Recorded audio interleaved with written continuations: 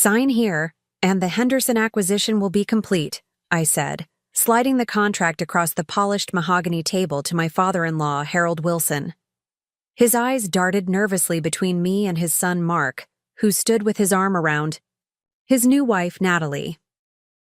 Before we jump back in, tell us where you're tuning in from, and if this story touches you, make sure you're subscribed, because tomorrow, I've saved something extra special for you. The boardroom fell silent as Harold's trembling hand reached for the pen. By the way, I added casually, that inheritance fund you redirected to Natalie last month? Those were company shares, my company shares. Harold's face drained of color as the realization hit him. Behind him, Mark's confident smirk dissolved into confusion. Natalie's hand flew to her throat, fingers clutching the diamond pendant Harold had given her from my grandmother's collection. Congratulations on your recent promotion to regional manager, Natalie, I continued, my voice steady despite the hurricane of emotions in my chest. As of today, you report directly to me. I stood, smoothing my blazer. Welcome to Taylor Technologies, my company. 5 years earlier, I was just Jessica Taylor, a software developer with a promising algorithm and bigger dreams. I'd spent 3 years creating a revolutionary data analysis program in my apartment after work hours, fueled by instant ramen and determination. My application could predict consumer behavior patterns with unprecedented accuracy, and major retailers were already expressing interest in beta testing. That's when I met Mark Wilson at a tech conference in Denver. Mark wasn't like the other tech guys I'd dated. Tall, with thoughtful brown eyes and a disarming smile, he managed investments for his father's financial firm, Wilson & Associates. Your presentation blew everyone away, he told me, offering to buy me coffee afterward. I've never seen predictive modeling that intuitive before. Unlike others who saw only dollar signs when they looked at my work, Mark asked questions about the development process, the challenges I'd overcome, the potential applications beyond retail. Our relationship moved quickly. Within 6 months, we were inseparable. Mark understood the late nights coding, the frustrations when a bug appeared, the elation when a solution clicked into place. You're going to change the industry, he'd say, massaging my shoulders as I worked. Let me help you get there faster.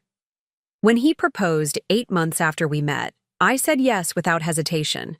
Mark's family was old Denver money. His father, Harold, had transformed a small accounting firm into Wilson & Associates, a financial empire that managed investments for half the business elite in Colorado. Their Tudor-style mansion in Cherry Creek testified to generations of wealth and influence. The first time Mark brought me home, I felt like I'd stepped into another world. Harold Wilson sat at the head of the dining table like a king overseeing his court.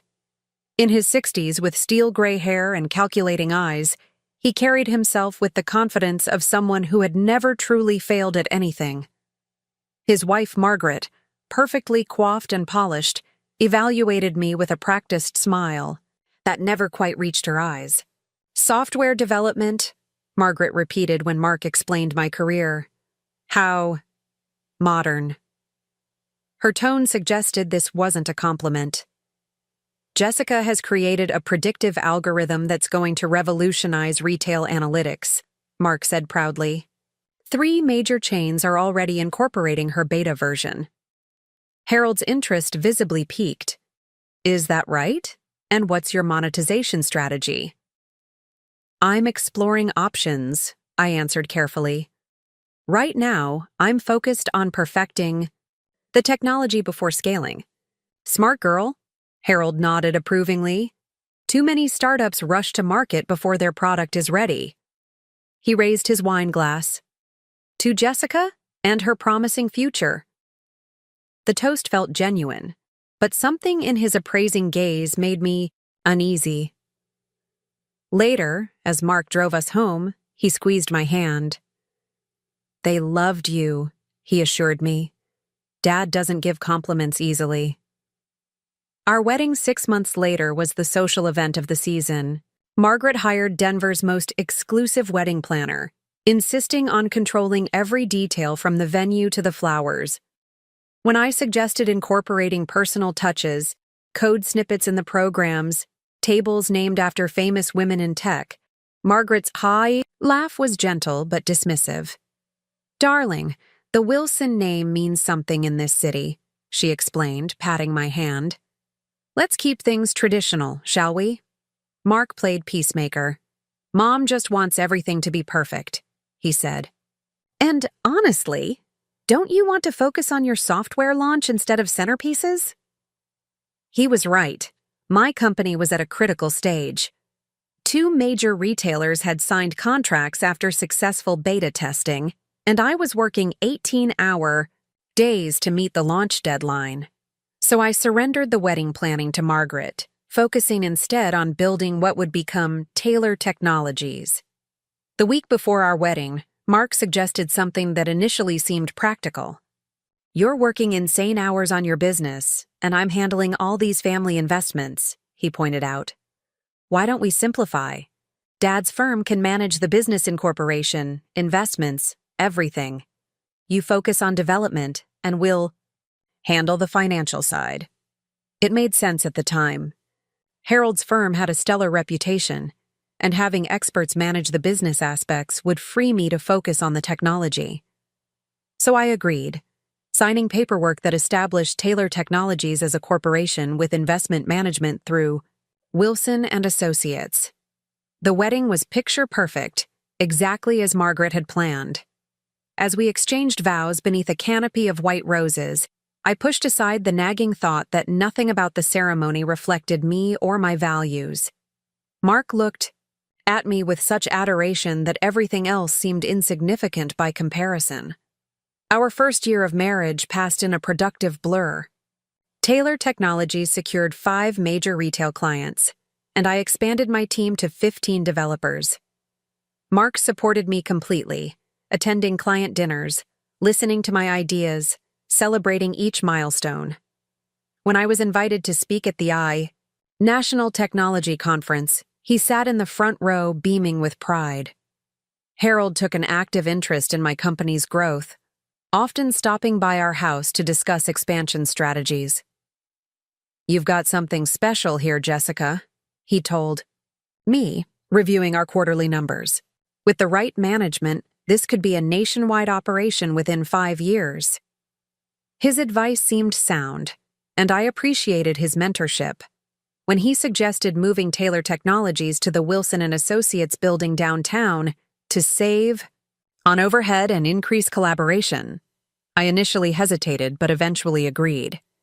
The move would put me closer to Mark, and having legal and financial resources in the same building made practical sense. The first subtle changes began after the relocation. Harold started dropping by my office unannounced, often bringing potential investors or clients without checking my schedule first.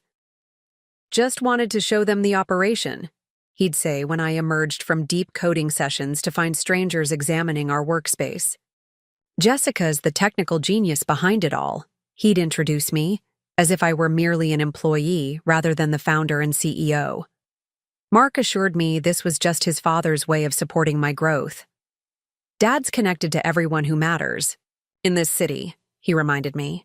"He's putting Taylor Technologies on their radar." Preparing and narrating this story took us a lot of time, so if you are enjoying it, subscribe to our channel. It means a lot to us. Now back to the story. Isn't that what you want? At family dinners, Harold increasingly steered conversations toward my company's operations. "Have you considered outsourcing some of the development work?" he asked one evening. "I know firms in India that could do the base coding at a quarter of the cost." "The quality of our code is our differentiator," I replied firmly. "I'm not interested in cutting corners." Harold exchanged glances with Mark. "No one's suggesting cutting corners, Jessica. But as the company grows, you'll need to think like a businesswoman, not just a developer." "I am a businesswoman," I said, setting down my fork. "One whose business is currently exceeding projected revenues by 30%. Margaret quickly changed the subject, but the tension lingered. Later that night, Mark suggested I might have overreacted. "Dad's just trying to help," he said. "He's built his company from the ground up, just like you're doing." "The difference is, I'm still building mine," I pointed out. "And I need autonomy to do it my way." Mark kissed my forehead. "Of course you do. I'll talk to him." 2 years into our marriage, Taylor Technologies had grown to 40 employees with clients nationwide. Our data analytics platform was being hailed as revolutionary in industry publications, and tech giants were beginning to take notice. When a major Silicon Valley company approached us with acquisition offers, I declined, despite Harold's strong push to sell. "Jessica, this is the opportunity of a lifetime," he argued during a tense meeting in his office. "They're offering $50 million. You could walk away set for life." "I didn't build this company to sell it," I explained. "Our growth trajectory suggests we'll be worth 3 times that within 5 years. Harold leaned back in his chair, studying me with new eyes. "You know, when Mark first brought you home, I wondered if you had what it takes to succeed in this industry. I underestimated you." The comment was meant as a compliment, but it revealed how he'd viewed me all along, as an unlikely success story, not as a capable entrepreneur in my own right. That night, I raised concerns with Mark about his father's increasing involvement in my company decisions. "I feel like Harold's trying to dictate my business strategy," I told him. "He keeps pushing me to take the acquisition offer." Mark's response surprised me. "Maybe you should consider it," he said, loosening his tie. $50 million is life-changing money, Jess. We could travel, start a family, live comfortably without the constant pressure." "That's not what I want," I said, shocked he didn't understand. "Taylor Technologies is just getting started. I have plans to expand into healthcare analytics next year." Mark sighed. "I know how driven you are. It's one of the things I love about you. But sometimes I wonder if you're working toward happiness or just more success." His words stung, especially because they echoed sentiments Harold had expressed. For the first time, I felt a disconnect between us, as if Mark couldn't quite see the vision that drove me. As Taylor Technologies continued to grow, so did the subtle power struggles with Harold. He began scheduling board meetings without consulting me, bringing in strategic advisors who coincidentally aligned with his vision for the company. Mark remained supportive in public, but increasingly pressured me in private to compromise more with his father. "He's been doing this for decades, Jess," Mark would say. "His experience is invaluable. Why fight it?" I didn't want to fight, but I also couldn't surrender control of my company to someone with fundamentally different values. Harold prioritized short-term profits over sustainable growth, immediate returns over innovation.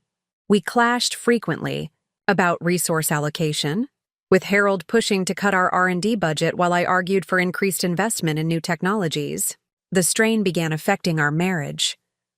Mark and I argued more frequently, often about his father's role in the company.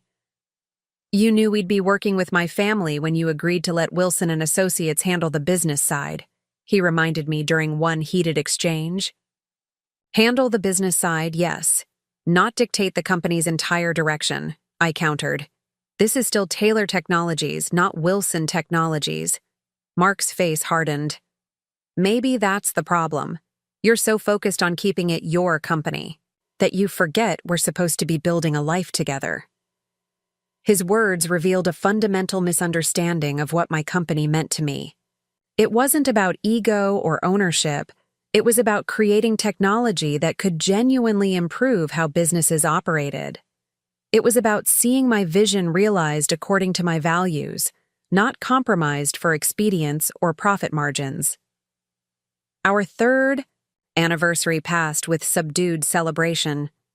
Mark gave me a beautiful diamond bracelet, but the romantic dinner was interrupted by 3 calls from Harold about a potential investor. I found myself increasingly torn between my roles as wife and CEO, feeling I couldn't fully satisfy either. The breaking point came unexpectedly. My grandmother Rose, who had raised me after my parents died, passed away suddenly from a heart attack. Rose had been my rock, the person who bought me my first computer, who encouraged me to pursue my dreams, even when they seemed impossible. Her death devastated me. The funeral was small, attended mostly by a few of Rose's friends and neighbors. The Wilsons came, standing awkwardly among the modest gathering, clearly uncomfortable in the small chapel. Rose had left me her modest savings, about $180,000, and her collection of vintage jewelry, including pieces from my mother and grandmother. She would have wanted you to have something to remember her by, the executor explained, handing me a velvet pouch containing my mother's sapphire pendant and my grandmother's pearl earrings. These weren't particularly valuable pieces in monetary terms, but their sentimental worth was immeasurable. In the weeks following Rose's death, I found myself retreating into work, finding solace in code when emotions became overwhelming. Marx tried to be supportive but seemed increasingly distant, spending more time at his father's office and less at home. When I asked about his absences, he cited work pressures and family obligations. 3 months after Rose's funeral, I discovered the truth. I was searching our home office for tax documents when I found a folder labeled Henderson Acquisition hidden behind Mark's files. Taylor Technologies had been considering acquiring Henderson Systems, a smaller analytics company with complementary technology, but Harold had strongly opposed the move. Curious about Mark's private documentation on the deal, I opened the folder. Inside wasn't information about Henderson Systems, but documents regarding my inheritance from Rose.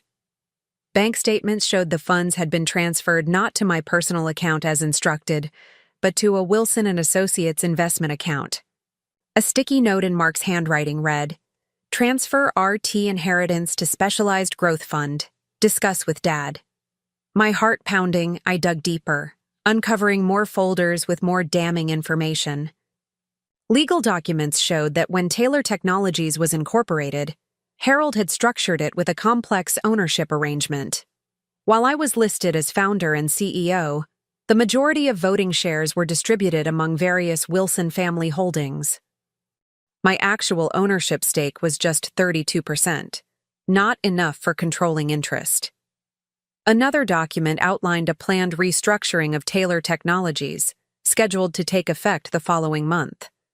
I would be moved to Chief Technology Officer, focused solely on development, while Harold would assume the role of Executive Chairman with Mark as President. My breath caught as I read the justification. JT lacks necessary business acumen for company's next growth phase. Transition to specialized technical role better utilizes her capabilities while protecting Wilson family investments. The final betrayal was a prenuptial agreement amendment I had supposedly signed 6 months earlier, waiving rights to certain company assets in the event of divorce. The signature looked like mine, but I had no recollection of ever seeing the document, let alone signing it. The room seemed to spin as the full scope of the deception came into focus. This wasn't recent opportunism. This was a long-term strategy that had likely been in place since Harold first took interest in my company. Perhaps even since Mark had first approached me at that tech conference. I heard the front door open and close. Mark was home. Quickly, I photographed key documents with my phone before returning everything to its place. When Mark entered the Ike's office, I was innocently organizing tax paperwork. "Working late again?" he asked, loosening his tie. "Just getting organized," I replied, amazed at how steady my voice sounded despite the earthquake happening inside my chest. "How was your day?" "Productive. Dad and I finalized some details on the Henderson acquisition. I think you'll be pleased." The casual lie confirmed everything. There was no point confronting him yet, not until I had developed a strategy. So I smiled and nodded, playing the role of unsuspecting wife while my mind raced through implications and options. That night, as Mark slept beside me, I made a decision. I would not be pushed out of my own company. I would not watch my life's work be commandeered by Harold Wilson's empire. and I would not remain in a marriage built on deception. The next morning, I called in sick to the office for the first time since founding the company. As soon as Mark left for work, I began my counteroffensive, starting with a call to Diane Zhang, a corporate attorney I'd met through a Women in Tech mentorship program. "Jessica, this sounds like a serious situation," Diane said after I explained the documents I'd found. "Before we proceed, I need to see everything. Can you get copies without raising suspicions?" "I've already photographed the key documents," I told her. "I'll send them now." While Diane reviewed the evidence, I began my own investigation. The first step was understanding exactly how Harold had restructured my company ownership. Using my developer credentials, I accessed the company's legal database, downloading incorporation papers, amendments, and board minutes from the past 3 years. What I found was both infuriating and illuminating. Harold had methodically diluted my effective control through a series of seemingly innocuous maneuvers, issuing new share classes, restructuring voting rights, creating management trusts. Each change had been presented to me as standard business procedure, often buried in stacks of documents requiring signatures. I'd trusted Mark and his family, focusing on product development while they quietly commandeered my company. However, Harold had made one critical mistake. During incorporation, Taylor Technologies had been registered with dual-class shares, Class A with voting rights and Class B with economic rights but limited voting power. As the original founder, I held 100% of the Class A shares, while subsequent investments primarily received Class B shares. This structure had been Harold's idea originally, a way to attract investment while protecting my founder control. In reality, he'd been systematically manipulating the Class B shares, consolidating them under Wilson family control while leaving my Class A shares untouched. He likely assumed these founder shares were a minority interest, not realizing their special voting provisions. I called Diane with this discovery. The incorporation document includes a supermajority provision for Class A shares on matters of company control, I explained. If I'm reading this correctly, I can block any leadership change with my founder shares. Let me check, Diane said, papers rustling in the background. Yes, here it is. Article 5, Section 3, any modification to the executive structure requires approval from 75% of Class A shareholders, which is just you. They can own 99% of the company, but they can't remove you as CEO without your consent. A plan began forming in my mind. What about the inheritance funds they diverted? And my grandmother's jewelry? That's straightforward fraud and conversion, Diane replied. Especially if you never authorize the transfer. We can file for immediate recovery, plus damages. By evening, we had outlined a strategy. First, secure my position as CEO by leveraging the Class A shares supermajority provision. Second, recover my inheritance through legal channels. Third, document every instance of financial impropriety for potential legal action. What about your marriage? Diane asked gently. These actions will likely trigger a divorce. The marriage is already over, I replied, surprised at how little pain the admission caused. I'm just making it official. Over the next week, I maintained a perfect facade. I attended meetings, worked on development projects, and smiled through family dinners at the Wilson mansion. Meanwhile, Diane and I prepared the necessary legal documents and gathered evidence. I discovered that Harold had transferred my inheritance not to a growth fund as Mark's note suggested, but directly to a trust benefiting Natalie Parker, Mark's assistant who, according to email records I uncovered, he'd been seeing romantically for at least 8 months.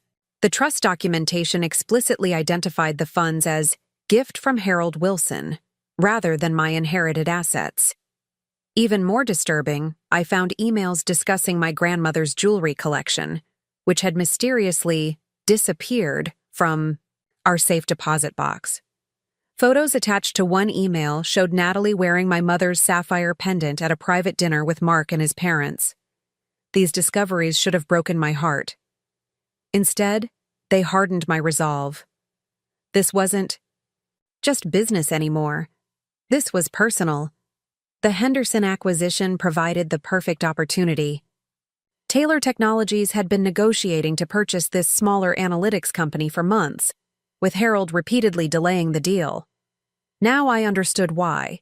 He wanted to wait until after the planned leadership restructuring, so he and Mark would get credit for the expansion. I accelerated the timeline, working directly with Henderson's CEO to finalize terms. When Harold discovered my actions, he called an emergency board meeting, exactly as I'd anticipated. "This acquisition discussion is premature," Harold announced to the gathered board members. "Jessica has overstepped her authority by advancing negotiations without proper board approval." I smiled pleasantly. "Actually, Harold, as CEO, I'm well within my authority to explore acquisition opportunities. I've merely brought it to the final stage for board approval." "Which is exactly the problem," Harold continued, his confidence unwavering. "The board feels that major strategic decisions should involve more oversight, which brings us to the next agenda item."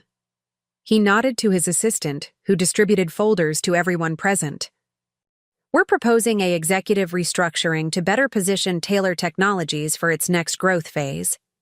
Jessica would transition to Chief Technology Officer, focusing on what she does best, product development, while Mark would assume the president role, and I would serve as executive chairman." The other board members, mostly Harold's associates, nodded in agreement. This was clearly not news to them. This transition would take effect immediately following today's vote. Harold continued, already sounding victorious. "Jessica, we value your technical contributions enormously, but the company needs experienced business leadership to scale properly." I waited until he finished before responding. "That's an interesting proposal, Harold. Before we vote, I'd like to distribute some information of my own." I handed out my own folders, containing copies of the original incorporation documents highlighting the Class A supermajority provision, along with a legal opinion from Diane's firm. "As the sole holder of Class A shares, I have exclusive rights to approve any change to the executive structure," I explained calmly. "This provision was included in our original incorporation, which your firm handled, if you recall." Harold's face flushed as he flipped through the documents. "This is a technicality that—" "Additionally," I continued, "I've prepared documentation regarding certain financial irregularities that have recently come to my attention. I distributed a second set of documents detailing the misappropriation of my inheritance funds, including bank transfers and trust documentation naming Natalie Parker as beneficiary. My inheritance from my grandmother was illegally diverted to a trust benefiting Ms. Parker," I said, watching Harold's face drain of color. "I've already filed a complaint with the Colorado Banking Commission and the District Attorney's Office." Mark burst in. "Jessica, this is ridiculous. That money was invested for your benefit." "In a trust explicitly naming Natalie as the beneficiary?" I asked, raising an eyebrow. "Interesting definition of my benefit, especially considering your relationship with her." The boardroom fell silent as the implications sank in. Harold recovered first, attempting to regain control of the meeting. "These personal matters are irrelevant to today's agenda," he said dismissively. "Let's return to the restructuring proposal." "Actually, they're highly relevant," I corrected him, "as they demonstrate a pattern of financial mismanagement and ethical misconduct that directly impacts this company. Which brings me to my own proposal." I distributed a third set of documents, my counteroffer for the company restructuring. I propose that Harold Wilson steps down from all involvement with Taylor Technologies, effective immediately. Marquis Wilson will be transitioned to a non-executive role. The Henderson acquisition will proceed as negotiated, and I will continue as CEO with expanded powers. Harold's laugh was sharp and dismissive. "This is absurd. The Wilson family effectively controls this company. We've invested millions." "And you'll retain your economic interest," I assured him. "You just won't control my company anymore. Your choice is simple. Accept these terms, or I'll take the evidence of financial fraud, including the misappropriation of my inheritance, to the authorities. I imagine Wilson and Associates' reputation might suffer if clients learned about these activities. The room fell silent again. Harold stared at me with a mixture of anger and, was that respect? Mark looked shell-shocked, as if he couldn't believe his carefully constructed world was collapsing. You wouldn't, Harold finally said. It would damage Taylor Technologies too. I built this company from nothing, I replied. If necessary, I can do it again. The question is whether your reputation can survive a public fraud investigation. After tense negotiation, Harold agreed to my terms. He would step down from all involvement with Taylor Technologies while maintaining the Wilson family's economic interest as passive investors. Mark would receive a generous severance package, but no ongoing role. The Henderson acquisition would proceed as planned. As we prepared to sign the final agreement 3 days later, I added one more condition. Sign here, and the Henderson acquisition will be complete, I said, sliding the contract across the polished mahogany table to Harold. His eyes darted nervously between me and Mark, who stood with his arm around his new wife, Natalie. The boardroom fell silent as Harold's trembling hand reached for the pen. By the way, I added casually, that inheritance fund you redirected to Natalie last month? Those were company shares. My company shares. Harold's face drained of color as the realization hit him. Behind him, Mark's confident smirk dissolved into confusion. Natalie's hand flew to her throat, fingers clutching the diamond pendant Harold had given her from my grandmother's collection. Congratulations on your recent promotion to regional manager, Natalie, I continued, my voice steady despite the hurricane of emotions in my chest. As of today, you report directly to me. I stood, smoothing my blazer. Welcome to Taylor Technologies, my company. The morning after my grandmother Rose's funeral, I woke before dawn, the weight of grief pressing against my chest. The bed beside me was empty. Mark had already left for an early meeting at his father's firm. As I made coffee in our silent kitchen, I tried to process everything that had happened in the past week. Rose had been my only real family since I was 12. After my parents died in a car accident, she had taken me in without question, creating a home filled with unconditional love and unwavering support. You're meant for something special, Jessica, she would tell me as I hunched over computer, parts scattered across her dining room table. While other grandmothers worried about their teenage granddaughters' social lives, Rose worried I wasn't challenging myself enough academically. She worked extra shifts as a nurse to buy me the programming, books I coveted, sat through countless explanations of coding concepts she didn't understand but wanted to support. Our last conversation kept replaying in my mind. We had talked about Taylor Technologies' expansion plans, and Rose had expressed concern about Harold's increasing involvement. Just make sure you're not giving away what you've built, she had cautioned. I've seen how that family looks at you, like you're a novelty, not a peer. I had defended the Wilsons then, attributing Rose's concerns to her natural protectiveness. Now, standing in my designer kitchen in the Cherry Creek house Mark and I had bought after our wedding, I wondered if she had seen something I'd been too blinded by success and acceptance to notice. The executor of Rose's will had been apologetic about the modest size of my inheritance. She wanted to leave you more, he explained, but her medical expenses these past few years. I had stopped him, explaining that money had never defined our relationship.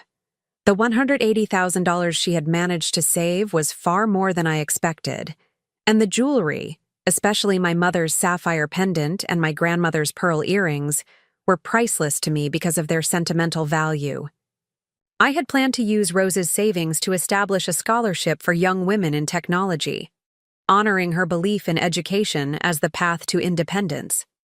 When I shared this idea with Mark, his response had been oddly hesitant. That's a lovely thought, but shouldn't we discuss financial decisions of this size together? those funds could be invested much more efficiently. His reaction had struck me as uncharacteristic. Mark had always supported my philanthropic initiatives before. But grief had clouded my judgment, and I hadn't pursued the conversation further. My coffee had grown cold as these memories washed over me. Glancing at the clock, I realized I was running late for a meeting with our development team. Taylor Technologies was in the final testing phase for our healthcare analytics module, an expansion that would potentially double our market reach. Despite my personal loss, the company needed me present and focused. The modern glass and steel building that housed both Taylor Technologies and Wilson & Associates gleamed in the morning sunlight as I pulled into my reserved parking space. I had initially been thrilled when Harold suggested moving my company into their building. It had seemed like a vote of confidence, a sign of respect. Now, walking through the lobby where Wilson & Associates occupied the top 3 floors while Taylor Technologies operated from the 4th, the symbolism wasn't lost on me. "Good morning, Mrs. Wilson," the security guard greeted me. Despite 3 years of marriage and my professional success, I was still identified primarily as Mark's wife in many contexts, especially those connected to the Wilson family. "It's Ms. Taylor professionally, Rick," I corrected gently, as I did at least once. "A week. How's your daughter doing with those coding classes?" Rick's face lit up. "She's loving them. Thanks again for the scholarship recommendation. She wouldn't have had this opportunity otherwise." I smiled genuinely for the first time that day. The mentorship program I'd established for underrepresented groups in tech was perhaps the achievement I was most proud of, more than the profitable contracts or industry awards.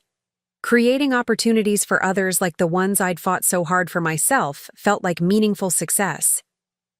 The elevator doors opened directly into Taylor Technologies' reception area, where our logo, a stylized TT in blue and silver, adorned the wall.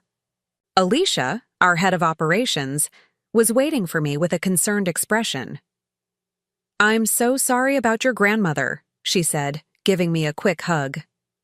Alicia had been my second hire, a brilliant systems architect who had become a trusted friend. "Nobody expected you in today. The team would understand if you took time off." "Work helps," I said simply. "What's our status on the Henderson Systems acquisition research?" Alicia hesitated, glancing toward my office. "Harold called an executive meeting about that yesterday.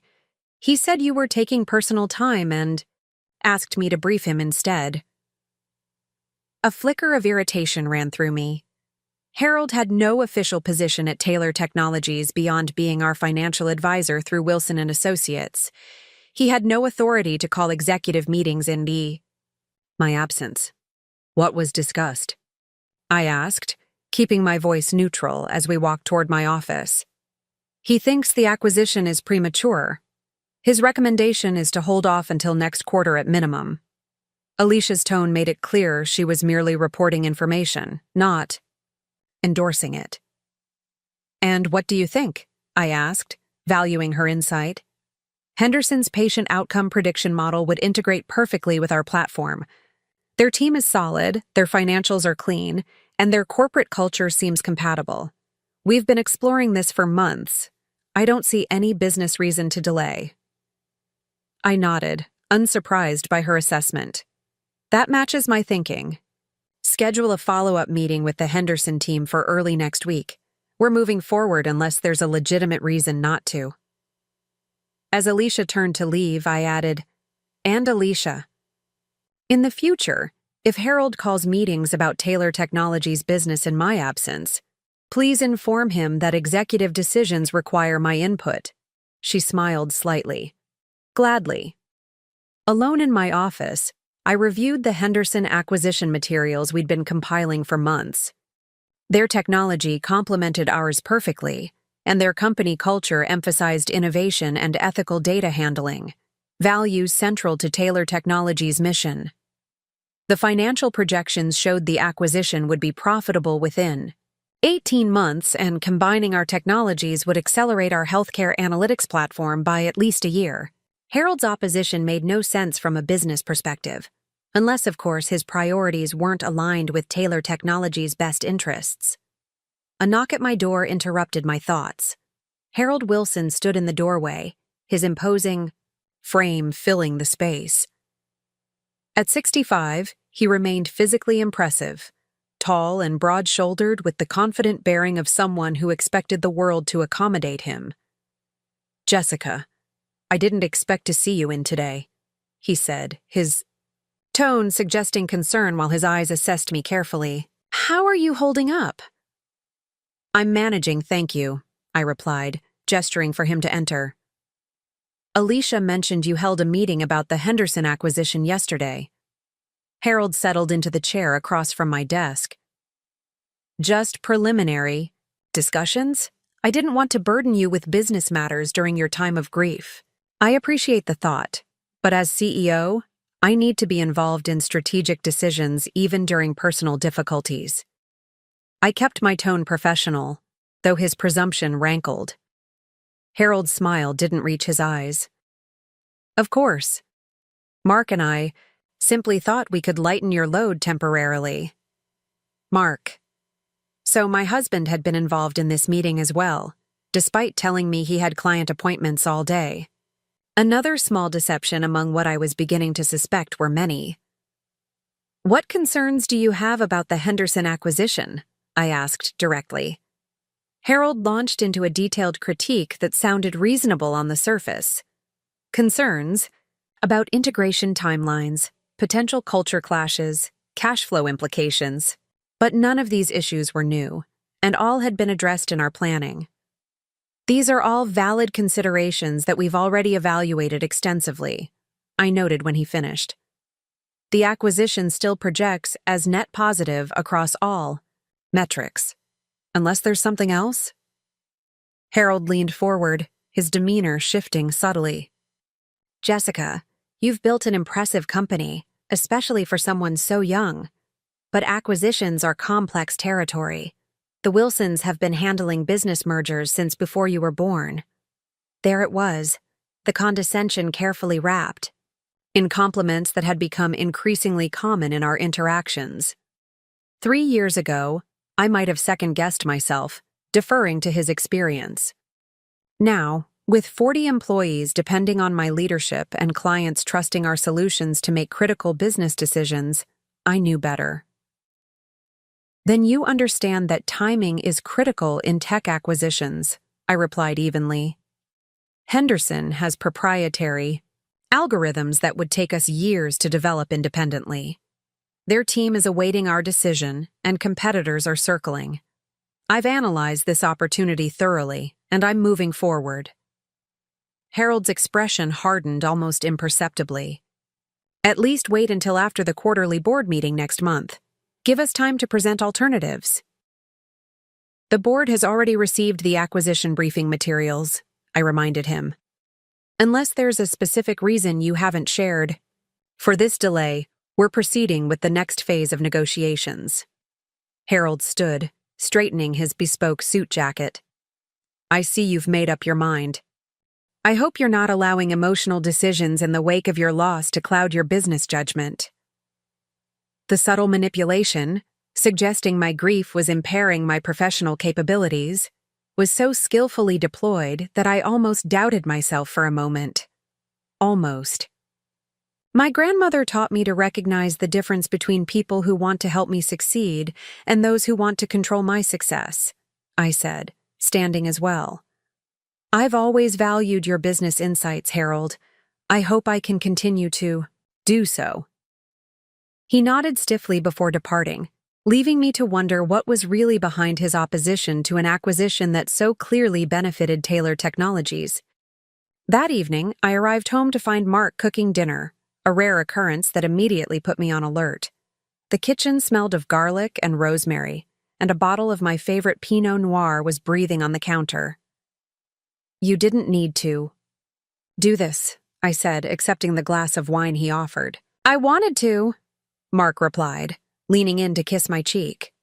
"You've been through a lot, and I haven't been as supportive as I should be." I took a sip of wine, studying my husband over the rim of the glass.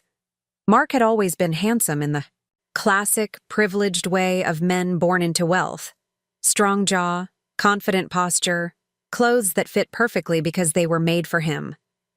When we first met, I had found his self-assurance attractive. Now I wondered how much of it was merely entitlement.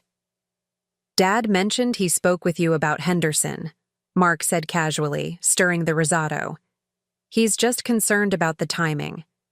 So this dinner was about business, not grief. "The timing has never been better," I countered. "Their technology complements ours perfectly, their valuation is reasonable, and they're eager to join forces." "What's the real issue, Mark?" He looked uncomfortable, confirming my suspicion that something remained unsaid. "It's just a significant financial commitment. Dad thinks we should consider other investment priorities first." "Such as?" I pressed. Mark hesitated. "Wilson and Associates is launching a new venture capital fund focused on fintech. They're looking for anchor investments, and Dad thought Taylor Technologies might be interested." The pieces clicked into place. "So your father wants us to delay our strategic acquisition, one we've been planning for months, to invest in his new fund instead?" "It would strengthen the relationship between our companies," Mark argued. "Dad's fund would give Taylor Technologies access to emerging fintech innovations. Think of the potential synergies. Think of the conflict of interest," I countered. "Harold is our financial advisor. He should be recommending what's best for Taylor Technologies, not what benefits Wilson and Associates." Mark's expression hardened slightly. "The Wilsons have supported Taylor Technologies from the beginning. Without Dad's connections and investment advice, you might still be coding in our spare bedroom." The comment stung precisely because it contained a partial truth. Harold's network had opened doors, and Wilson and Associates' financial guidance had helped navigate early growth challenges. But Taylor Technologies had succeeded primarily because our products were revolutionary, our team was exceptional, and our execution was flawless. These facts seemed increasingly forgotten in the Wilson family narrative. "I appreciate everything your family has done," I said carefully, "but business decisions need to be based on what's best for Taylor Technologies, not on family obligations or divided loyalties." Dinner was tense after that, our conversation shifting to safer topics that neither of us actually cared about. As Mark loaded the dishwasher later, he mentioned casually, "By the way, I took care of transferring your grandmother's savings to our investment account. The executor sent the check last week." I froze. "I never authorized that. Those funds are meant for the scholarship I'm establishing in Rose's name." Mark looked genuinely confused. "But we discussed this. You agreed it made more sense to invest the money properly rather than giving it away." "No, Mark. I told you my plans for a scholarship, and you suggested investing instead.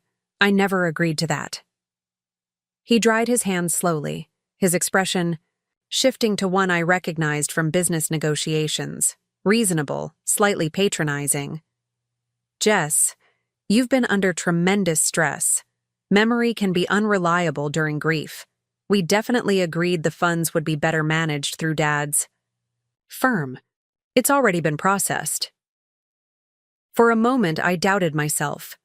Had I agreed during those foggy days after Rose's death? No. This was a deliberate manipulation, gaslighting me about a conversation that had never happened. "Where exactly were the funds transferred?" I asked, my voice steady despite my rising anger. "A specialized growth fund Dad manages. It's performing exceptionally well, 22% returns last quarter. Your grandmother's money will grow much faster there than in some scholarship fund. It's not about returns, Mark. It's about honoring Rose's memory and her values, and it wasn't your decision to make." Mark's facade of patience slipped slightly. "We're married, Jessica. Financial decisions should be made together. Dad and Tiao. I were trying to help you make the smart choice when you're too emotional to see clearly." There it was again, the suggestion that my grief rendered me incapable of making sound decisions. that the Wilson men needed to step in and manage things for my own good. It was patronizing, manipulative, and suddenly, sickeningly familiar. "I want the transfer reversed," I said firmly. "Tomorrow." "That's not possible. The funds are already allocated." "Then unallocate them. That money belongs to a scholarship fund in my grandmother's name, not some Wilson investment pool." Mark sighed heavily. "I'll talk to Dad, but these things take time. Just trust that we're handling your inheritance responsibly." My inheritance. Not our money, not a joint asset, but specifically my inheritance that they had redirected without my knowledge or consent. A cold suspicion began forming in my mind. And my grandmother's jewelry? Is that being handled responsibly too? Mark's slight hesitation told me everything. "It's in the safe deposit box at Dad's bank. More secure than keeping it here." Another decision made without my input, another boundary crossed. Whatever trust remained between us was rapidly disintegrating. The next morning, I called Wilson and Associates Private Banking Division, where our safe deposit box was located. The representative who answered was apologetic but firm. "I'm sorry, Mrs. Wilson, but according to our records, that box was accessed and emptied last week by Mr. Mark Wilson. He had the proper authorization as a cosigner on the account." My heart sank. The sapphire pendant that had belonged to my mother, the pearl earrings my grandmother had worn at her wedding, family treasures with minimal financial value but immeasurable sentimental worth, were gone. When confronted that evening, Mark claimed he had moved the jewelry to his father's more secure vault temporarily. "With all the break-ins in the neighborhood lately, it seemed prudent," he explained, though I hadn't heard of any such crimes in our upscale area. "I want them back, Mark. Tomorrow." "Of course," he agreed quickly. "I'll bring everything home this week." But a week passed, then another, with various excuses for the delay. Something was very wrong in my marriage, and the manipulation extended beyond personal boundaries into my company's affairs. Over the following weeks, I began noticing more inconsistencies. Board meeting agendas were changed without my knowledge. Financial reports included projections I hadn't approved. Harold appeared at client meetings uninvited, often contradicting my strategic vision with his own. Most concerning was the gradual shift in how I was presented to the outside world. At industry events, Harold increasingly introduced me as our technical genius rather than as founder and CEO. In press releases, my role was subtly diminished, with more prominence given to Wilson and Associates' guidance. It was as if a slow-motion coup was underway, with my company and identity being methodically erased and absorbed into the Wilson family enterprise. I needed to understand exactly what was happening legally with my company and my inheritance. Without alerting Mark or his family, I scheduled a meeting with Diane Zhang, a corporate attorney I had met through a Women in Tech mentorship program. Diane specialized in intellectual property and corporate governance, exactly the expertise I needed. "Based on what you've described, I'm concerned about several issues," Diane said after I explained the situation. "The redistribution of your inheritance without documented consent, the removal of heirloom jewelry from joint storage, and the potential corporate governance irregularities all warrant investigation.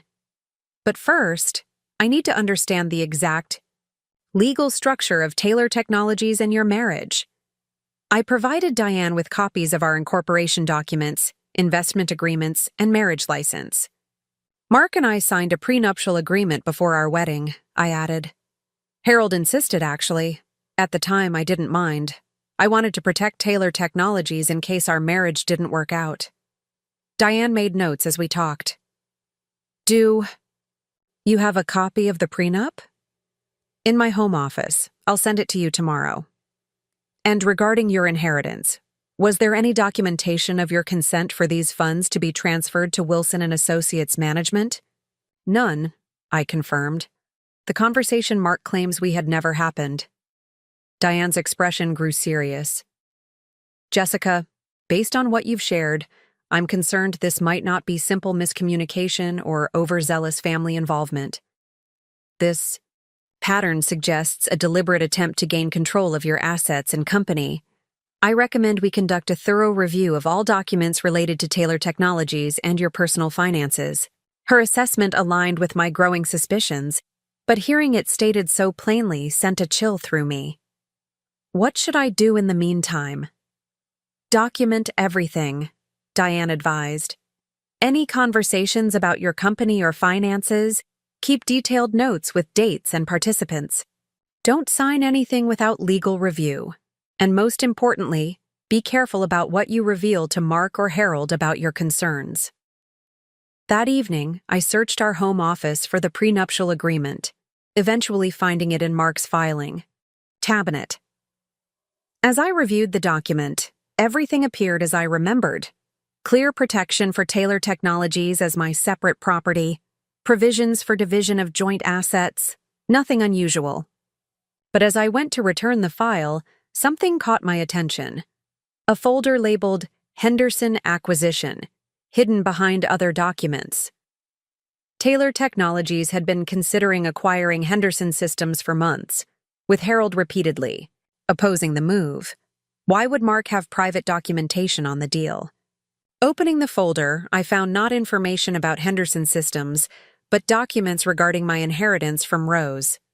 Bank statements showed the funds had been transferred not to a generic growth fund as Mark had claimed, but to a trust with a beneficiary name that made my blood run cold, Natalie Parker.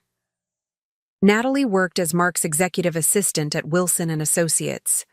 I had met her several times at company functions, a poised, attractive woman in her early 30s, who always seemed excessively deferential to the Wilson family. I had noticed nothing unusual in her interactions with Mark, but this document suggested a relationship far beyond professional. My hands trembling, I photographed the trust documentation with my phone before continuing my search. The next folder contained even more damning information, emails between Mark and his father discussing Taylor Technologies' ownership structure, with references to diluting JT's effective control and transitioning leadership post-restructuring. Another document outlined a planned corporate reorganization scheduled to take effect after the next board meeting. I would be moved to Chief Technology Officer, focused solely on product development, while Harold would assume the role of Executive Chairman with Mark as President. The justification made me physically ill. JT lacks necessary business acumen for company's next growth phase. Transition to specialized technical role better utilizes her capabilities while protecting Wilson family investments. The final betrayal was an amendment to our prenuptial agreement I had supposedly signed 6 months earlier. This document substantially modified the original terms, waiving rights to certain company assets and intellectual property in the event of divorce. The signature looked like mine, but I had absolutely no recollection of ever seeing this document, let alone signing it. I heard the front door open, Mark returning from work. Quickly, I photographed the remaining documents before carefully returning everything to its original location. By the time Mark entered the home office, I was innocently organizing tax papers at my desk. "Working late?" he asked casually, loosening his tie. "Just getting organized," I replied, amazed at how normal my voice sounded despite the hurricane of emotions inside me. "How was your day?" "Productive. Dad and I made some headway on the Henderson acquisition review. I think you'll be pleased with the direction we're considering." The casual lie told me everything I needed to know. There was no legitimate Henderson acquisition review, only a smokescreen for their real plans. My marriage, like my company, had been built on deception. That night, as Mark slept beside me, I made my decision. I would not be pushed out of my own company. I would not watch my life's work be commandeered by Harold Wilson's empire. And I would not remain in a marriage built on lies. The next morning, I called in sick to the office for the first time since founding the company. As soon as Mark left for work, I began implementing my counter strategy. The first step was sending Diane all the evidence I had gathered, along with a clear directive: protect my company and recover my inheritance by any legal means necessary. Based on these documents, we have multiple causes of action, Diane confirmed after reviewing everything. Financial fraud regarding your inheritance, potential forgery of the prenup amendment, corporate governance violations. But Jessica, you should know. Pursuing these claims will almost certainly end your marriage and create significant professional conflict with Wilson and Associates. I understand, I replied, a strange calm settling over me. But I won't let them take what I've built. Over the next week, I maintained a perfect facade at home and work. I attended meetings, continued product development work, and smiled through family dinners at the Wilson mansion. No one, not Mark, not Harold, not anyone at Taylor Technologies, suspected I was aware of their plans or taking steps to counter them. Meanwhile, Diane and her team worked diligently to verify my legal position and prepare countermeasures. The most crucial discovery came from a detailed review of Taylor Technologies' incorporation documents. During the initial setup, Harold had structured the company with dual-class shares, Class A with superior voting rights, and Class B with economic rights but limited voting power. As the founder, I held 100% of the Class A shares, while subsequent investments primarily received Class B shares. This is actually quite common in tech startups, Diane explained. It allows founders to maintain control even as they raise capital. What's interesting is that Harold set up this structure himself, presumably to protect your control initially, before the Wilsons began accumulating ownership through various means. And now? I asked.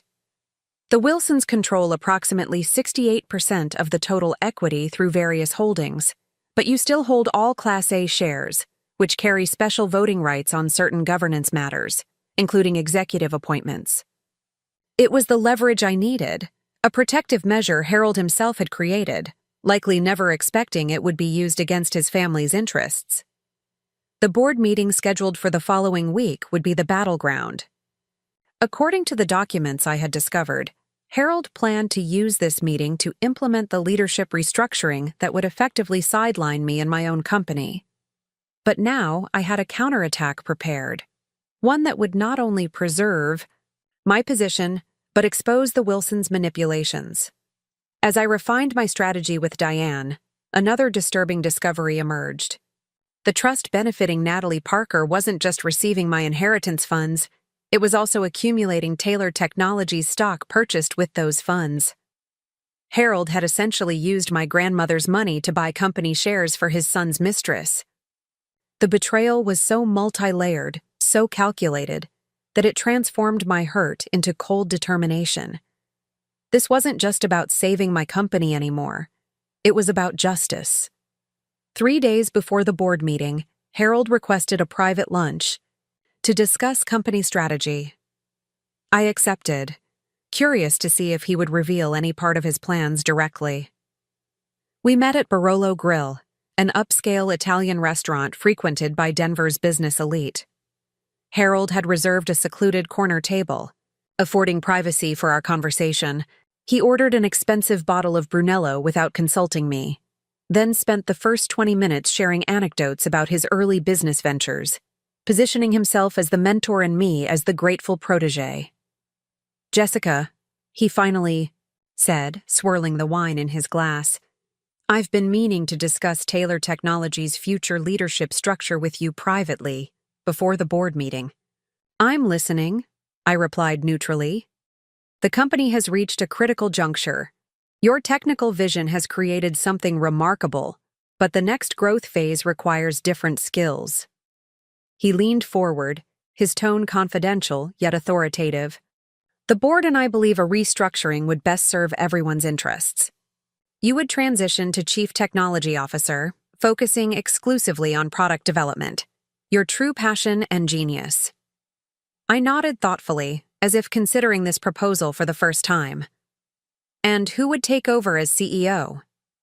"Marks would assume the president role, handling day-to-day operations, while I would serve as executive chairman, guiding overall strategy and investor relations. I see, I said carefully.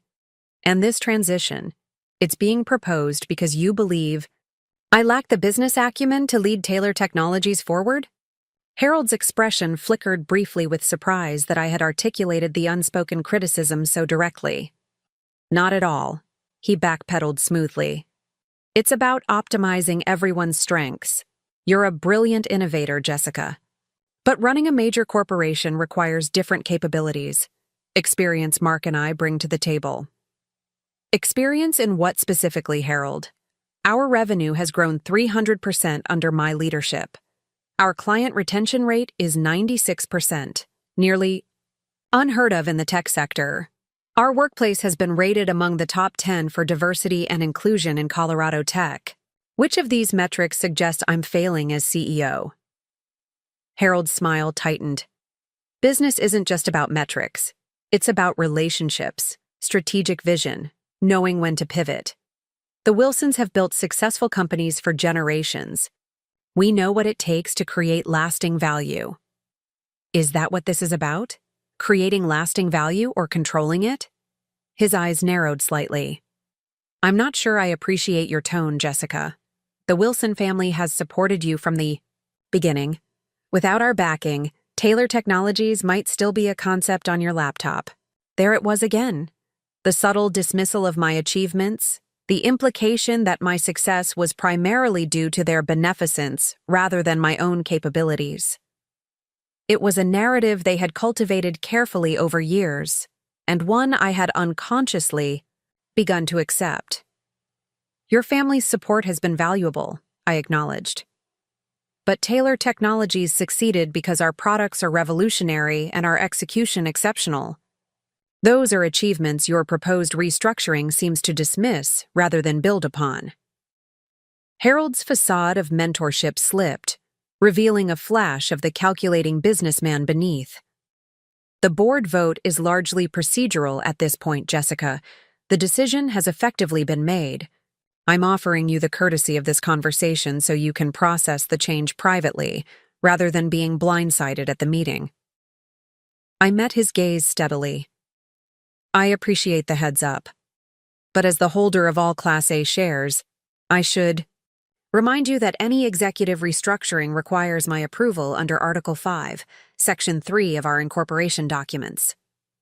The momentary widening of Harold's eyes confirmed my suspicion. He had either forgotten this provision or assumed I was unaware of it. Legal technicalities aside, he recovered quickly. This transition is in everyone's best interest, including yours. Fighting it would create unnecessary tension within the company and family. I smiled slightly. Speaking of family interests, I've been meaning to ask about my grandmother's jewelry. Mark mentioned it was moved to your secure vault, but I'd like it returned. The abrupt change of subject caught Harold off guard. I believe Mark is handling that matter. And my inheritance funds? The ones transferred to that specialized growth fund you manage? I'd like documentation on how those are being invested. Harold's posture stiffened almost imperceptibly. Financial matters are best discussed with Mark. I don't involve myself in your personal finances. Interesting, since the trust documentation lists you as the trustee, with Natalie Parker as beneficiary. I kept my tone conversational, as if discussing the restaurant's wine selection rather than exposing his fraud. Harold set down his wine glass carefully.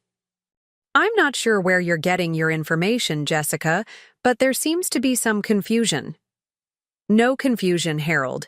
Just clarity about my company, my marriage, and the systematic deception orchestrated by the Wilson family. I look forward to discussing it all at the board meeting. I stood, placing my napkin beside my barely touched meal. Thank you for lunch. It was truly illuminating. As I walked out of the restaurant, leaving Harold stunned at the table, I felt a strange combination of grief and liberation. The family I had married into, the business relationship I had trusted, the husband I had loved, All were built on calculated manipulation. But in 3 days, at the board meeting, I would reclaim everything they had attempted to take from me. The night before the board meeting, I couldn't sleep. I stood on the balcony of our Cherry Creek home, watching the distant lights of downtown Denver shimmer against the night sky. From this hilltop vantage point, the city seemed peaceful, orderly, each light representing someone's life unfolding in predictable patterns. My own life had lost all semblance of predictability.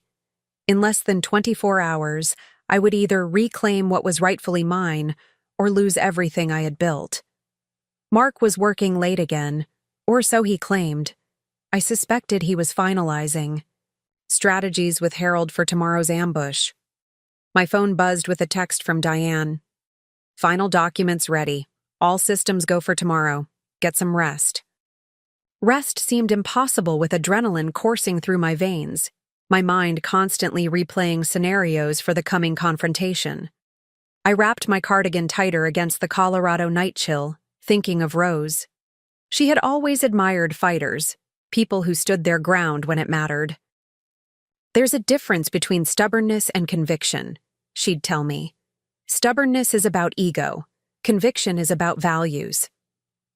Tomorrow would test not just my legal strategy, but my conviction about what Taylor Technologies represented and the kind of leader I wanted to be. The sound of a car pulling into our driveway interrupted my thoughts. Mark was home earlier than expected. I watched as he emerged from his Tesla, followed by another figure, Natalie Parker. They stood in the driveway for a moment, speaking intensely before Natalie reached up to straighten Mark's tie. The gesture was casual, intimate, the movement of someone accustomed to touching him. Mark leaned down and kissed her briefly before she returned to her car and drove away. I stepped back from the balcony railing, a strange calm replacing the anxiety that had gripped me for days. No more doubt, no more second-guessing. The final piece of confirmation delivered right to my doorstep. When Mark entered our bedroom, 10 minutes later, I was sitting at my vanity, methodically removing my earrings as if it were any ordinary evening. "You're still up," he observed, loosening his tie, the same tie Natalie had adjusted moments earlier. "Preparing for tomorrow's board meeting," I replied casually. "It seems like it will be eventful." Mark approached, placing his hands on my shoulders in what once would have been a comforting gesture. Now it felt like ownership, possession. "Don't stress about it. Dad and I have everything under control." I met his eyes in the mirror. "I'm sure you do." Something in my tone must have alerted him. His hands tightened slightly on my shoulders. "Is everything okay?" "Just thinking about my grandmother's jewelry," I said. "Particularly my mother's sapphire pendant. I'd really like to have it back." Mark's reflection showed a flicker of discomfort before his expression smoothed. "I told you, I'll get everything from Dad's vault soon. There's just been a lot happening with work." "I understand. Time gets away from us when we're focused on priorities." I stood, turning to face him directly. "Like Natalie Parker, for instance." Mark's face drained of color, but his recovery was impressive. "My assistant? What about her?" "She seems very dedicated to her job. Taking work home, helping with your tie in our driveway at 11 o'clock at night. Going above and beyond. Wouldn't you say?" He froze, calculating his response. I could almost see the lies forming, evaluating which might be believable. "You misunderstood what you saw," he finally said. "Natalie dropped off some documents for tomorrow's meeting. The tie thing was nothing, just being helpful." I nodded as if considering this explanation. "And the kiss? Was that just being helpful too?" Mark's facade cracked. He ran a hand through his perfectly styled hair, messing it up in a way that suddenly made him look younger, less certain. "Jess, it's not what you think. Things have been difficult between us lately, with your focus on the company, and then your grandmother's death." "Stop," I interrupted, unable to stomach his attempt to blame me for his infidelity. "I'm not interested in justifications, especially..." Not tonight. We both need rest before tomorrow's board meeting. Relief washed over his face at the apparent reprieve. You're right. We should talk about this after the meeting, when things are settled. When things are settled, I agreed. Good night, Mark. I spent the night in our guest room, surrounded by paperwork Diane had prepared. Each document represented a piece of armor I would don for tomorrow's battle.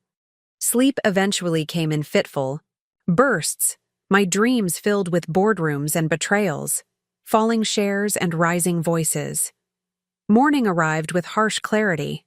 I dressed with deliberate care, a tailored navy suit that projected authority without being severe, subtle makeup that enhanced rather than concealed, my grandmother's watch my only jewelry, my armor, visible and invisible. Mark had already left when I came downstairs, another sign that today was not business as usual. Typically, we drove together when major meetings were scheduled. His absence confirmed that the Wilsons were coordinating, separately, preparing for what they believed would be my professional execution. The Wilson and Associates building gleamed in the morning sunlight as I pulled into my parking space, its glass exterior reflecting the clear blue Colorado sky. I nodded to Rick at security, took the elevator to Taylor Technologies' floor, and walked directly to my office without engaging with anyone. Focus was essential now. Alicia appeared in my doorway minutes later, her expression concerned. Conference. Room A has been reserved for an executive session before the board meeting. Harold called it. You weren't on the notification list. When? I asked, unsurprised but needing details. Starts in 15 minutes. Full board attendance requested except you. I nodded, checking my watch. Thank you, Alicia. Could you ask Diane Zhang to come up now? She should be in the lobby shortly. Alicia's eyes widened slightly at the mention of my attorney, but she asked no questions. Of course. Alone again, I reviewed my strategy one final time. Diane and I had prepared for multiple scenarios, but human reactions remained unpredictable. Would Harold back down when confronted with evidence of his manipulation? Would Mark choose his father's plan over our marriage when forced to decide? Most importantly, would the independent board members, 2 venture capitalists and a retired tech executive, side with innovation or tradition when presented with both the Wilson scheme and my countermeasures? Diane arrived precisely on time, her calm professionalism steadying my nerves. At 45, she projected the quiet authority of someone who had faced countless corporate battles and emerged victorious more often than not. Ready? She asked simply, placing her briefcase on my conference table. Ready, I confirmed. They're meeting without me right now, preparing the board for the restructuring proposal. Diane smiled slightly. Perfect. Let them get comfortable. Overconfidence makes people careless. We used the remaining time to arrange our documentation in the precise order we would need it. At 9:55, exactly 5 minutes before the official board meeting was scheduled to begin, we headed to conference room A. I could hear Harold's voice through the door, his authoritative tone carrying even through the soundproofed walls. Restructuring represents the natural evolution of Taylor Technologies' leadership. Jessica's technical vision remains vital, but strategic growth requires experienced executive oversight that... I pushed open the door without knocking. 10 heads swiveled toward me. The 7 board members, Mark, Harold, and a corporate attorney from Wilson and Associates, whose presence confirmed this was never intended to be a simple discussion. Good morning, I said pleasantly, noting with satisfaction how Harold's sentence died mid-thought. I see we're discussing Taylor Technologies' future leadership. Perfect timing. Harold recovered quickly, his smile tight. Jessica, we were just wrapping up some preliminary business before the official meeting. This is Richard Cormier, our corporate counsel. I recognize Mr. Cormier, I replied, gesturing to Diane. This is Diane Zhang, my attorney. She'll be joining us today. The atmosphere in the room shifted perceptibly. Harold's expression darkened while the three independent board members exchanged glances. Mark stared at me with a mixture of confusion and dawning apprehension. "I wasn't aware legal representation was necessary for today's discussion," Harold said carefully. "Nor was I countered, until I discovered certain documents suggesting today's meeting was intended to remove me from my position as CEO through potentially improper means." The bomb detonated in slow motion. Harold's face remained composed, but his knuckles whitened as he gripped the edge of the conference table. Mark paled visibly. The independent board members looked between us with increasing alarm. "That's a serious allegation," said Elena Martinez, the retired tech executive who served as our most experienced independent director. "Perhaps we should start the official meeting and address this directly." "I agree," I said, taking my seat, at the head of the table, directly opposite Harold. Diane sat beside me, opening her briefcase with methodical precision. Harold glanced at his attorney, receiving a slight nod before proceeding. "Very well. As chair of the board, I call this meeting to order." Today's primary agenda item concerns executive leadership structure. As I was explaining, the board has received a proposal to optimize Taylor Technologies' leadership by realigning executive roles to better support our growth phase. "Before we proceed," I interrupted, "I'd like to distribute some documents relevant to this discussion." Diane handed out folders to each board member. Harold moved to object, but Elena raised her hand. "Let's review the materials first, then discuss." The room fell silent as everyone examined the contents. I had arranged the documents strategically. First, the incorporation papers highlighting the Class A share provisions that gave me final approval over executive changes. Second, financial records showing the diversion of my inheritance funds to a trust benefiting Natalie Parker. Third, emails between Harold and Mark discussing strategies to dilute JT's control and transition leadership post-restructuring. Elena broke the silence first. "Harold, is this accurate? Has Taylor Technologies' ownership been restructured without proper disclosure to the board?" Harold's attorney leaned forward. "The company's capitalization table has evolved through standard investment procedures. Nothing improper has occurred." "Then perhaps you can explain this," I said, distributing a second set of documents. "These are records of my personal inheritance being used to purchase Taylor Technologies shares allocated to a trust benefiting Mark's executive assistant, with whom he is having an affair." Mark flinched visibly. One of the venture capitalist board members, Jonathan Price, removed his glasses in shock. "These are serious allegations. Harold, do you have a response?" Harold's composed exterior finally cracked. "This is a desperate attempt to distract from legitimate business concerns about Jessica's leadership. Personal matters between Mark and his wife should remain private." "I would agree," I replied calmly, "except when those personal matters involve company funds, fraudulent document signing, and attempts to seize control of a corporation through deception." The third set of documents I distributed included the forged amendment to my prenuptial agreement and meeting notes detailing the planned restructuring that would remove me as CEO. "As you can see," I continued, "this isn't about optimizing leadership for growth. It's about the Wilson family attempting to take control of Taylor Technologies by any means necessary, including fraud, misappropriation of funds, and corporate governance violations." The room erupted into multiple conversations. The Wilson, an associate's attorney, tried to regain control, while the independent directors huddled together, examining the evidence with increasing concern. Harold finally stood, his voice cutting through the chaos. "These accusations are outrageous and will be addressed through proper channels. For now, let's focus on the matter at hand. The leadership restructuring proposal is on the table. As majority shareholders, the Wilson family interests recommend approval."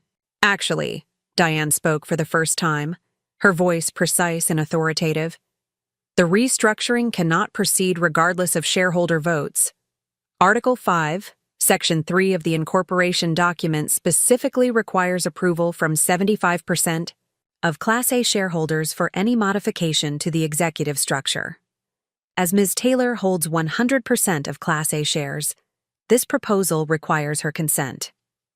That provision was intended to protect the founder during early growth stages, Harold's attorney argued. It's effectively superseded by subsequent investment agreements.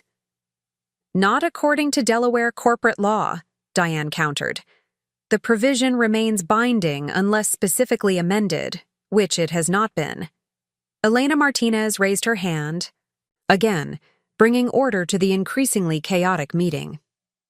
As lead independent director, I recommend we pause this discussion. These allegations require proper investigation before any vote on company restructuring can occur. I agree, said Jonathan. I move to table the restructuring proposal pending independent review of Ms. Taylor's claims. Seconded, added, the third independent director, Christine Wong, looking visibly troubled by the documents before her. Harold's carefully orchestrated coup was unraveling before my eyes. His gaze, when it met mine, contained something I'd never seen directed at me before, genuine respect mixed with cold fury. Fine, he said tightly. We'll postpone the restructuring discussion. But Jessica's claims are grossly exaggerated and will be addressed appropriately. Including the misappropriation of my inheritance? I asked directly. The funds transferred without my consent to benefit Natalie Parker? Mark finally spoke, his voice strained. Jess, those funds were being managed for your benefit. There's been a misunderstanding. The trust documents explicitly name Natalie as the beneficiary, I interrupted. That's not a misunderstanding. Mark, it's fraud. Harold exchanged glances with his attorney, who gave a subtle headshake. Don't engage further on this topic. I have a counter-proposal, I said, seizing the moment. One that addresses both corporate governance and my personal concerns. Diane distributed the final set of documents, my terms for resolving the situation. Elena reviewed them first, eyebrows rising as she read. You're proposing Harold Wilson steps down from all involvement with Taylor Technologies, effective immediately. Mark Wilson transitions to a non-executive role. The Henderson acquisition proceeds as originally negotiated, and you continue as CEO with expanded powers. Harold laughed sharply. This is absurd. The Wilson family effectively controls this company through our investments. We've provided capital, connections, guidance, and systematic deception, I finished for him.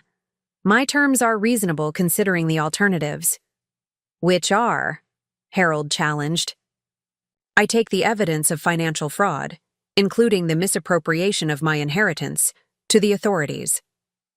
I file suit against Wilson and Associates for breach of fiduciary duty. I publicly expose how Denver's most respected financial firm manipulated a tech founder while facilitating an affair between the founder's husband and his assistant. I imagine Wilson and Associates' reputation might suffer if clients learned about these activities. The threat hung in the air, its implications rippling through the room. Harold's reputation was the foundation of his business empire. Blixiar. Scandal involving fraud and corporate manipulation would devastate not just Wilson and Associates' standing, but the family legacy he'd spent decades building. You wouldn't, he said. But the uncertainty in his voice revealed his calculation. It would damage Taylor Technologies too. I built this company from nothing, I replied evenly. If necessary, I can do it again. The question is whether your reputation can survive a public fraud investigation. Mark looked stricken, his gaze darting between his father and me as the full implications of his actions crystallized. The woman he had betrayed now held the power to destroy his family's legacy and his own future. We need to discuss this privately, Harold finally said, gathering his documents with barely controlled anger. Of course, I agreed. The independent. Directors can oversee the investigation of my claims while you consider my proposal. I've already provided copies of all evidence to Diane for safekeeping. Elena nodded decisively, As lead independent director, I recommend we appoint an outside law firm to review these matters immediately. Ms. Taylor, will you continue as CEO during this process? Absolutely, I confirmed. Taylor Technologies operations will proceed without interruption, including the Henderson acquisition we've been planning for months. Harold's mouth tightened at this direct challenge to his authority, but he remained silent, the calculation visible behind his eyes. Fight and risk everything, or compromise and salvage what he could? This meeting is adjourned, Elena declared. We'll reconvene once the independent investigation has initial findings. As the board members filed out, Harold approached me, his voice low and controlled. You've made a serious miscalculation, Jessica. This won't end well. It already hasn't ended well, Harold, I replied quietly. For my marriage, for your son's integrity, for your family's claim to ethical business practices. I'm simply ensuring it doesn't end with me losing what I've built. He studied me with new eyes, as if seeing me clearly for the first time. You're more like me than I realized. Perhaps that's why we've come to this impasse. No, Harold. I'm nothing like you. I don't take what isn't mine or manipulate those who trust me. The difference between us isn't ambition. It's integrity. I left him standing there, joining Diane, who waited by the door. As we walked back to my office, the magnitude of what had just happened began to sink in. I had confronted the Wilson Empire and, at least temporarily, prevailed. But the war was far from over. Alicia was waiting in my office, her expression anxious. What happened? The executive team is buzzing with rumors about a board showdown. There's been a change in direction, I said carefully. For now, all Taylor Technologies operations continue as planned, especially the Henderson acquisition. I'll address the team formally once some details are finalized. After Alicia left, Diane and I assessed our position. They'll counter, she predicted. Harold won't surrender control easily, even with the evidence we have. Expect them to challenge. The Class A voting rights or claim the documents were obtained improperly. So, we prepare for Phase 2, I agreed. How quickly can we secure the Henderson acquisition? With the independent directors now supporting it, we could close within 2 weeks. But Jessica? Diane hesitated. What about your marriage? The question caught me off guard, personal concerns momentarily overshadowed by corporate strategy. There is no marriage, I said finally. There's just the legal dissolution of a partnership that was apparently fraudulent from the beginning. Do you want to file immediately, or wait until the company situation stabilizes? I considered this carefully. Let's focus on securing Taylor Technologies first. One battle at a time. Diane nodded. I'll have divorce papers prepared but not filed. And I'll start recovery proceedings for your inheritance and jewelry immediately. Those are straightforward claims, independent of the corporate issues. After she left, I sat alone in my office, staring out at the Denver skyline. The adrenaline that had carried me through the confrontation was ebbing, leaving behind a hollow ache. Despite the victory, I had lost my husband, my extended family, and any illusion of belonging in the world the Wilsons had seemed to offer. My phone buzzed with a text from Mark. We need to talk, please. Before I could respond, another message arrived, this one from a number I didn't recognize. This is Natalie Parker. Whatever Mark has told you about us, there's more you should know. Can we meet? Interesting. Perhaps the Wilson men had underestimated more women than just me. For 3 days, I focused exclusively on stabilizing Taylor Technologies while the independent investigation proceeded. I met with our executive team, explaining that board-level discussions were underway about the company's future, but emphasizing that our strategic direction, including the Henderson acquisition, remained unchanged. What about the Wilsons? Asked James Chen, our chief product officer. Harold has been pushing his fintech fund investment for weeks. Are we still considering that? We're evaluating all investment opportunities based on strategic fit and return potential, I replied diplomatically. For now, focus on your teams and our product roadmap. Behind the scenes, I worked with Elena and the other independent directors to accelerate the Henderson acquisition. With the board power struggle exposed, they had shifted decisively to support my leadership, impressed not just by the evidence I'd presented, but by my composed handling of the crisis. The outside counsel's preliminary assessment supports your position on the Class A voting rights, Elena informed me during a private call. Harold can't force the restructuring without your consent, regardless of economic ownership percentage. And the financial irregularities? I asked. Concerning enough that we've authorized a broader audit. Jessica, this could have criminal implications for Harold and possibly Mark. Are you prepared for that? The question gave me pause. Despite everything, I had no desire to see Mark face criminal charges. Harold, perhaps, had earned whatever consequences came his way, but Mark seemed as much his father's victim as I was, shaped from childhood to value family legacy over personal integrity. I want corporate governance restored and my personal assets returned, I said carefully. Criminal charges aren't my objective, though I won't impede any necessary investigation. On the fourth day, Harold requested a private meeting through his personal attorney rather than Wilson and Associates counsel, a significant distinction that suggested he was separating family matters from corporate ones. We met at a neutral location, a conference room at Diane's law firm. Harold arrived alone, looking somehow diminished outside his usual power settings of the Wilson offices or mansion. Thank you for agreeing to meet, he began, uncharacteristically. Subdued. I've reviewed your proposal with my attorneys. We have a counteroffer. He slid a document across the table. Scanning it quickly, I saw that he had accepted most of my terms with some modifications. Harold would resign from direct involvement with Taylor Technologies, but retain advisory status on the board. Mark would transition to a non-executive role over 6 months rather than immediately. The Wilson family would maintain their economic interest as passive investors. Why the change of heart? I asked directly. Harold sighed, suddenly looking his age. The independent investigation has raised questions about certain financial transactions that could complicate matters for Wilson and Associates if made public. Pragmatism dictates compromise. Translation. The evidence was damning enough that fighting would risk his entire financial empire. And my inheritance? My grandmother's jewelry?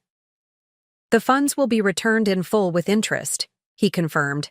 As for the jewelry, he hesitated. There's been a complication. My stomach tightened. What complication? Some pieces were given to Natalie by Mark. She's returned what she had, but your mother's sapphire pendant was apparently lost. The pendant, the one item of my mother's I had left, the piece that had passed from my grandmother to my mother and was meant to come to me. Its loss hit harder than any of the corporate manipulation. Lost, I repeated flatly, or sold. Harold shifted uncomfortably. I'm not privy to the details. Mark handled that directly. Anger flashed through me, hot and clarifying. Then, add another condition to my terms. Mark needs to recover that pendant, regardless of cost or difficulty. It's non-negotiable. Harold studied me for a long moment. Jessica, may I speak frankly? Not as a businessman, but as a father? I nodded. Cautiously. Mark made grievous errors of judgment, influenced significantly by my expectations and pressure. I don't excuse his actions, but I ask you to consider that he's been shaped by a familial legacy that prioritizes certain values above others. Like honesty, fidelity, basic respect? Harold winced. Like appearances, position, continuity of the Wilson name? I raised him to believe preserving our family legacy was paramount. Above personal happiness, above individual ethics sometimes. That's not an excuse, Harold. That's an indictment of your parenting. He didn't disagree. Perhaps. But I ask you to consider separating your justified anger at me from your feelings about Mark. He may yet become a better man than his father. The conversation revealed a side of Harold I'd never seen, reflective, almost remorseful. It didn't excuse his actions or lessen my resolve to protect Taylor Technologies, but it added complexity to a narrative I had simplified in my anger. "I'll consider your counteroffer," I said finally. "But the pendant is non-negotiable, and I'll need written confirmation about the return of my inheritance funds before signing anything." Harold nodded, standing to leave. At the door, he paused. "You would have made a formidable Wilson, Jessica, more than any of us deserved." After he left, Diane joined me, having monitored the meeting from an adjacent room. "Thoughts?" "We're close to resolution on the company front," I said. "But the personal issues remain complicated." "Mark has requested a meeting with you," she informed me, "without attorneys present. I advised against it, but the decision is yours." I considered the prospect of facing my husband alone, without the buffer of legal representatives or corporate business to focus on. Could I separate my justified anger at Harold from my feelings about Mark, as his father had asked? Did I even want to? "Set it up," I decided. "Tomorrow at our house. It's time Mark and I had an honest conversation, probably our first." As Diane gathered her papers, she asked the question I'd been avoiding. "Once this is resolved, what happens next? For you? For Taylor Technologies?" It was the future I hadn't allowed myself to contemplate yet, focused as I was on the immediate battle. Taylor Technologies continues its growth trajectory, starting with the Henderson acquisition. We expand into healthcare analytics as planned. Business proceeds. "And personally?" she pressed gently. I thought of the empty house that had never really felt like home, the marriage that had been built on calculation rather than love, the life I had tried to adapt myself to fit. "I rebuild," I said simply, "on my terms this time."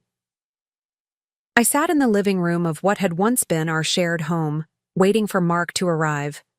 The house felt different now, less like a sanctuary and more like an elaborate stage set where I'd performed the role of Mrs. Wilson.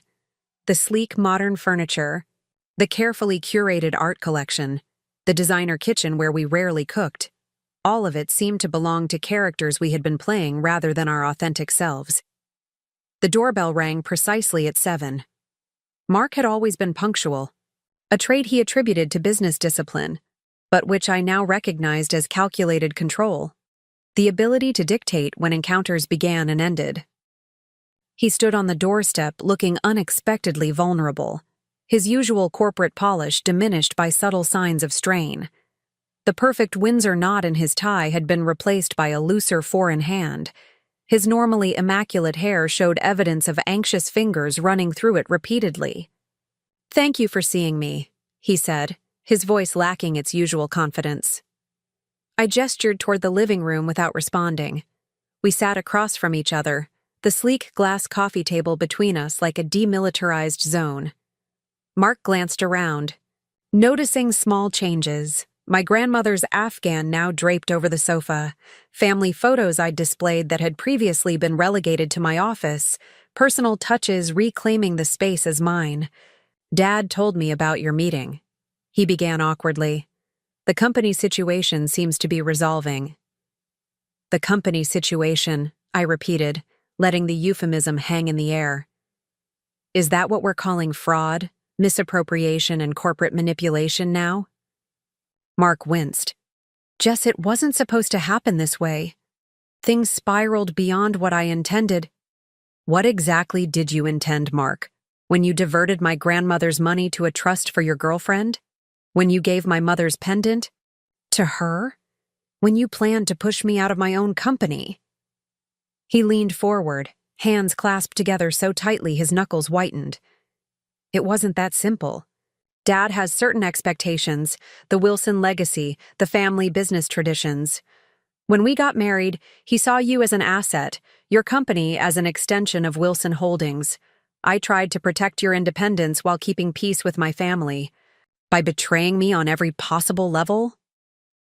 The words came out sharper than I intended, but I couldn't soften the truth. I know it looks that way, Mark acknowledged, his gaze dropping to the floor. But it started with small compromises. First, letting Dad's firm handle the incorporation. It made sense, saved us money. Then accepting his strategic input. He does have experience we lacked. Then allowing more Wilson investment. We needed the capital. And somewhere along that path of small compromises, you decided it was acceptable to have an affair with your assistant, steal my inheritance, and conspire to take my company? Mark flinched at each accusation. The affair with Natalie, it wasn't planned. She understood the pressure I was under with Dad, with the family expectations. She'd grown up in that world. So I didn't understand you? Is that your justification? No, he said quickly. No justification. Just explanation. You were building something extraordinary, focused on your vision. I felt caught between your world and my father's, never quite measuring up in either. For the first time, I felt a flicker of pity for Mark Wilson. Not enough to forgive his betrayal, but enough to recognize the prison of expectations he'd inhabited since childhood. Harold had shaped his son to be the perfect Wilson heir, and deviating from that path had never seemed possible to Mark. And my inheritance? My mother's pendant? I kept my voice steady, though the loss of the pendant still cut deeper than any other betrayal. Mark's expression crumpled. That was unforgivable. Dad suggested establishing a trust with your inheritance for tax purposes. I didn't know until later he'd named Natalie as beneficiary. As for the pendant, he reached into his pocket and withdrew a small velvet pouch. I never gave it to her. I lied to Dad about that. My breath caught as he placed the pouch on the table between us. With trembling fingers, I opened it, tipping the contents into my palm. My mother's sapphire pendant, the deep blue stone catching. The light just as I remembered, the silver setting slightly tarnished from years of careful storage. You kept it? My voice wavered, despite my efforts at control. I couldn't give it away. I knew what it meant to you. Mark's eyes held genuine regret. I told Dad I'd given it to Natalie, and she'd lost it because I knew that would end any chance of reconciliation.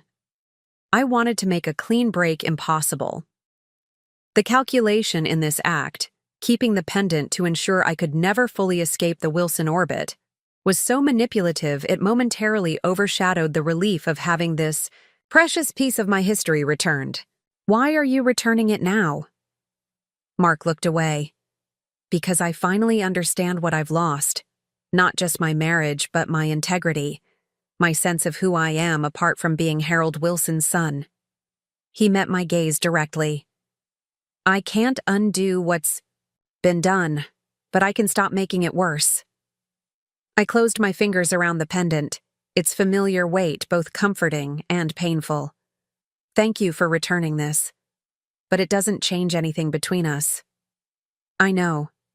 He hesitated, then added, There's something else you should know about Natalie. My muscles tensed involuntarily. I'm not interested in details about your relationship. It's not about our relationship. It's about Taylor Technologies. Mark took a deep breath. Natalie didn't just happen to become my assistant. Dad placed her there specifically to help. Monitor your company's development. She has a finance background and specialized training in corporate intelligence. The revelation shouldn't have shocked me after everything else I'd discovered. But it did. She was a plant? From the beginning? Mark nodded reluctantly. Her family has connections to Wilson and Associates going back decades. When Taylor Technologies started showing significant promise, Dad brought her in to help position Wilson interests advantageously. And your affair? Was that part of Harold's strategy too? The question contained more bitterness than I intended to reveal. No, that was my own spectacular failure. Mark ran a hand through his already disheveled hair. Dad actually disapproved. Not on moral grounds, but because it complicated his plans. He was grooming Natalie for a position in Wilson's new fintech division. The elaborate machinery of deception the Wilsons had constructed around me was breathtaking in its comprehensiveness. Every relationship, every business connection, even my marriage, all had been components in Harold's grand design to absorb my innovation into his empire. "Why are you telling me this now?" I asked. "Because you deserve the complete truth, however ugly. And because I'm trying to find my way back to some kind of moral center." Mark's vulnerability seemed genuine, but I'd been fooled before. "Also, you should know that Natalie has been keeping records of questionable Wilson financial practices for years, her own insurance policy. She's willing to share them with you." This caught me by surprise. Why would she help me? Self-preservation primarily. She knows which way the wind is blowing, but also... Mark hesitated. "I think she respects you. She's seen what you've built, despite all the obstacles the Wilsons put in your path. The idea that my husband's mistress might respect me created a cognitive dissonance I wasn't prepared to process. I'll consider speaking with her." Mark nodded, then stood to leave. At the door, he paused. "The divorce papers. Dad mentioned you're having them prepared."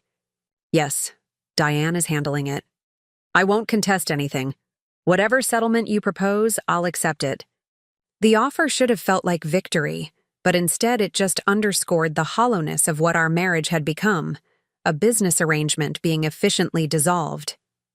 "Goodbye, Mark." After he left, I sat alone in the quiet house, the pendant clutched in my hand, trying to reconcile the multiple versions of reality I'd inhabited in recent years. The ambitious software developer who'd fallen in love with a charming investor. The dedicated entrepreneur building her company while supporting her husband's career. The dutiful daughter-in-law trying to earn acceptance from a prominent family. All those identities had been partially fiction, roles in an elaborate play written and directed by Harold Wilson. The next morning, I met with Elena Martinez at a small cafe far from both the Wilson Building and Denver's business district. As lead independent director, Elena had become my most crucial ally in stabilizing Taylor Technologies during the transition. "The outside counsel has completed their review," she informed me, sliding a manila folder across the table. "Their findings support your position on all key governance issues. The board has officially endorsed your continued leadership as CEO and approved the Henderson acquisition without Wilson involvement." I skimmed the report, relief washing over me as I confirmed that Taylor Technologies was legally secure regardless of the Wilson family's economic stake. "And the inheritance funds?" "Full restitution has been initiated. Diane should receive confirmation today." Elena studied me with concern. "How are you holding up personally?" The question caught me off guard.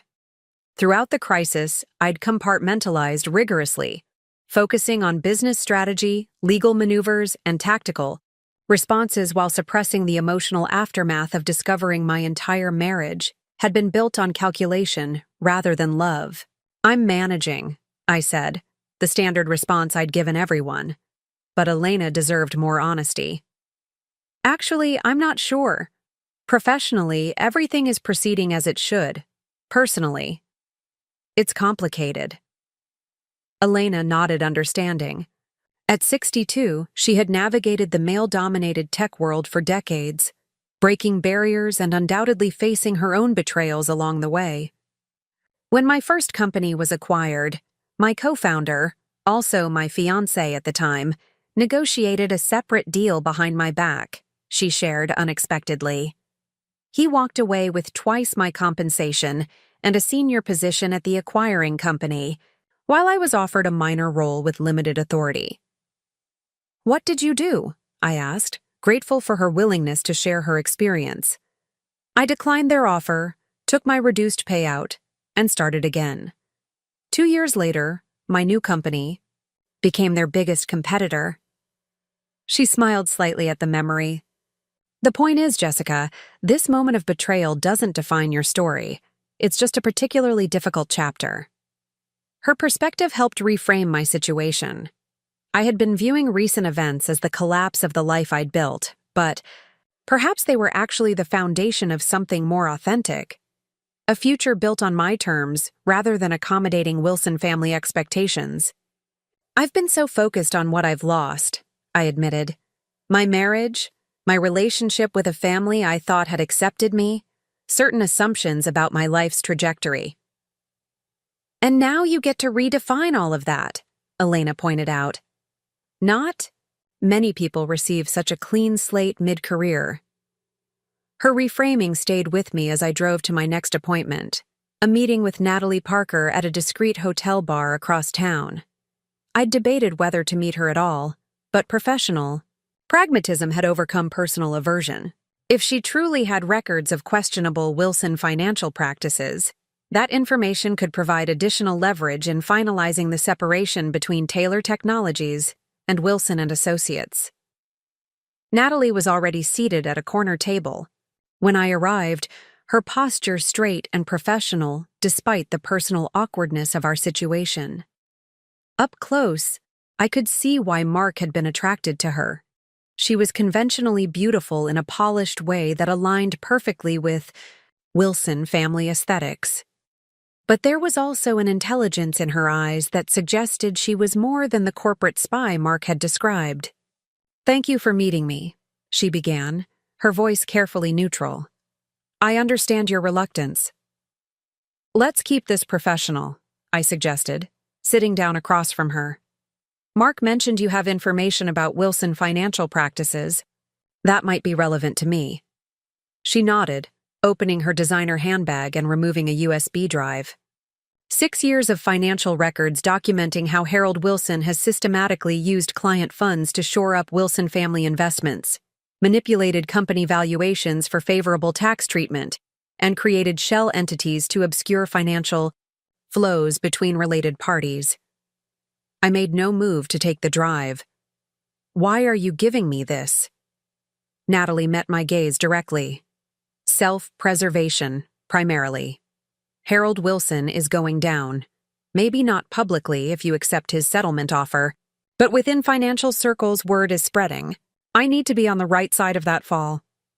Her honesty was refreshing after years of Wilson family manipulations cloaked in concern and support. "And secondarily?" A flicker of something, respect perhaps, crossed her face. "Professional. Admiration.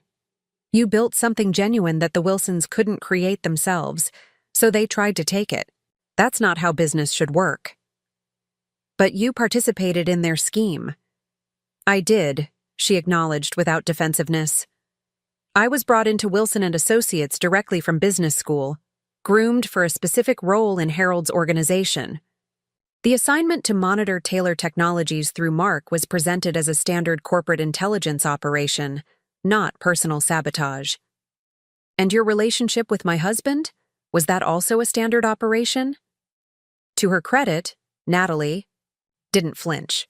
"That was unexpected and unprofessional. I won't insult you by claiming it was anything other than a serious lapse in judgment on both our parts." Her matter-of-fact ownership of her actions was oddly disarming. No excuses, no emotional justifications, just acknowledgement of facts. "What do you want in exchange for this information?" I asked, gesturing toward the USB drive she still held. "Distance from the fallout. When you finalize your separation from the Wilsons, both personally and professionally, I'd appreciate confirmation that I'm not named in any public statements or legal proceedings." It was a reasonable request, and one that aligned with my own preference to resolve matters as cleanly and privately as possible. I nodded agreement. "There's something else you should know," Natalie added, her professional demeanor slipping slightly to reveal genuine concern. "Harold is more desperate than he appears. The Wilson and Associates financial position has been precarious for nearly 2 years. Over-leveraged investments, client withdrawals following some questionable practices, regulatory scrutiny of their offshore operations. Mark never mentioned any financial troubles." Mark doesn't know the full extent of it. Harold compartmentalizes information rigorously, even within the family. Your company's success made it an attractive acquisition target, not just for its technology and market position, but as a potential source of liquid capital to stabilize Wilson and Associates. The revelation cast Harold's machinations in an even more calculating light. He hadn't just wanted control of Taylor Technologies. As another Wilson family holding, he had needed it as a financial lifeline. "How bad is it?" I asked. Without significant capital infusion or asset liquidation, Wilson and Associates could face insolvency within 18 months. I took the USB drive, our fingers not touching during the exchange. "Thank you for the information. I'll honor our agreement regarding your name being kept out of any proceedings." Natalie nodded, standing to leave. At the last moment, she hesitated. For what it's worth, Mark did love you, in his way. He just never learned how to love someone more than he feared disappointing his father. Her insight into Mark's psychology was uncomfortably perceptive, suggesting a deeper understanding between them than mere physical attraction. I offered. No response, and she walked away, her confident stride betraying none of the complicated emotions our meeting must have evoked. Back at my office, I handed the USB drive to Diane for review by her cybersecurity team before we accessed any files. "Trust but verify," she said approvingly. "Who knows what might actually be on this device?" While waiting for the security clearance, I met with Alicia to discuss accelerating the Henderson acquisition timeline. "Their CEO is ready to sign as soon as we give the green light," she confirmed. "The integration team has already mapped out the first 90 days of technical merger activities." "Let's move forward immediately," I decided. "Schedule the signing for tomorrow if possible. I want this deal locked in before any other complications arise." Alicia raised an eyebrow at my urgency but asked no questions. Her loyalty throughout the crisis had been unwavering, her focus on Taylor Technologies operations allowing me to concentrate on the Wilson situation without our core business suffering. "There's another matter we should discuss," she said carefully. "The executive team has concerns about our continuing presence in the Wilson building. Given recent developments, it creates both practical and symbolic challenges." She was right, of course. Remaining in space owned by Wilson and Associates complicated everything from daily operations to company morale. "Options?" I asked.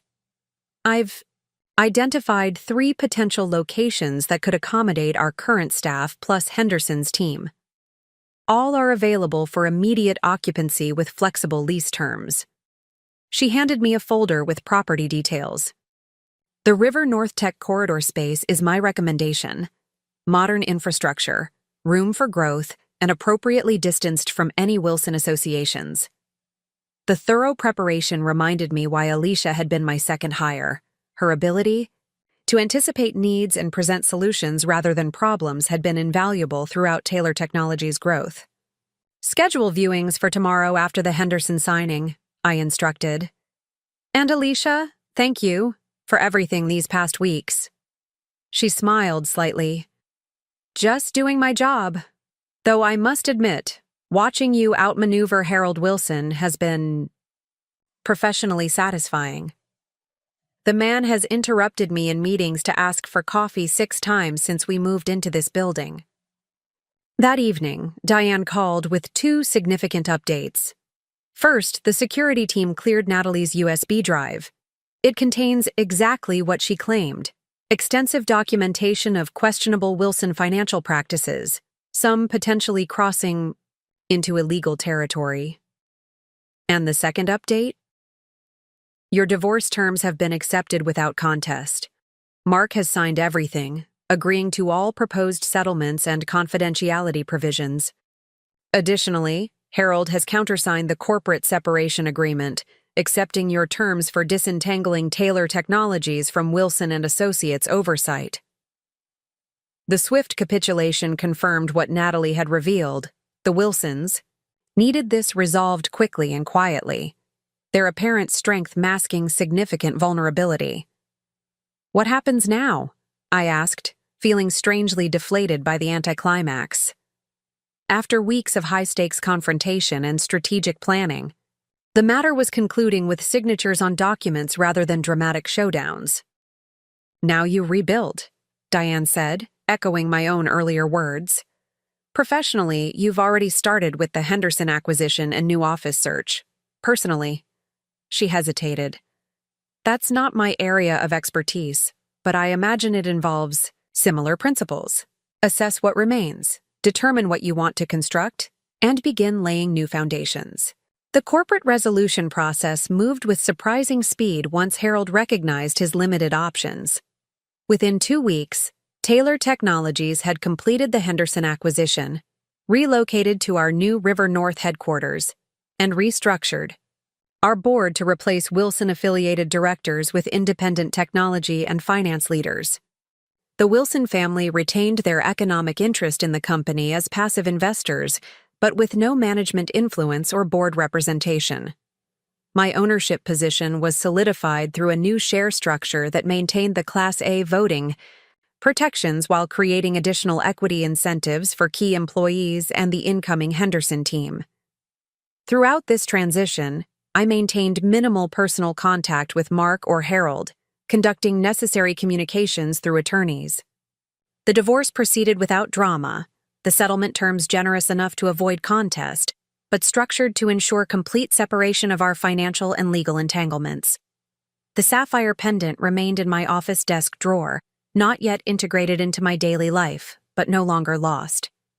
Like so many aspects of this ordeal, its return represented both closure and new beginning. Recovery of what was wrongfully taken, but altered by the experience of loss and betrayal.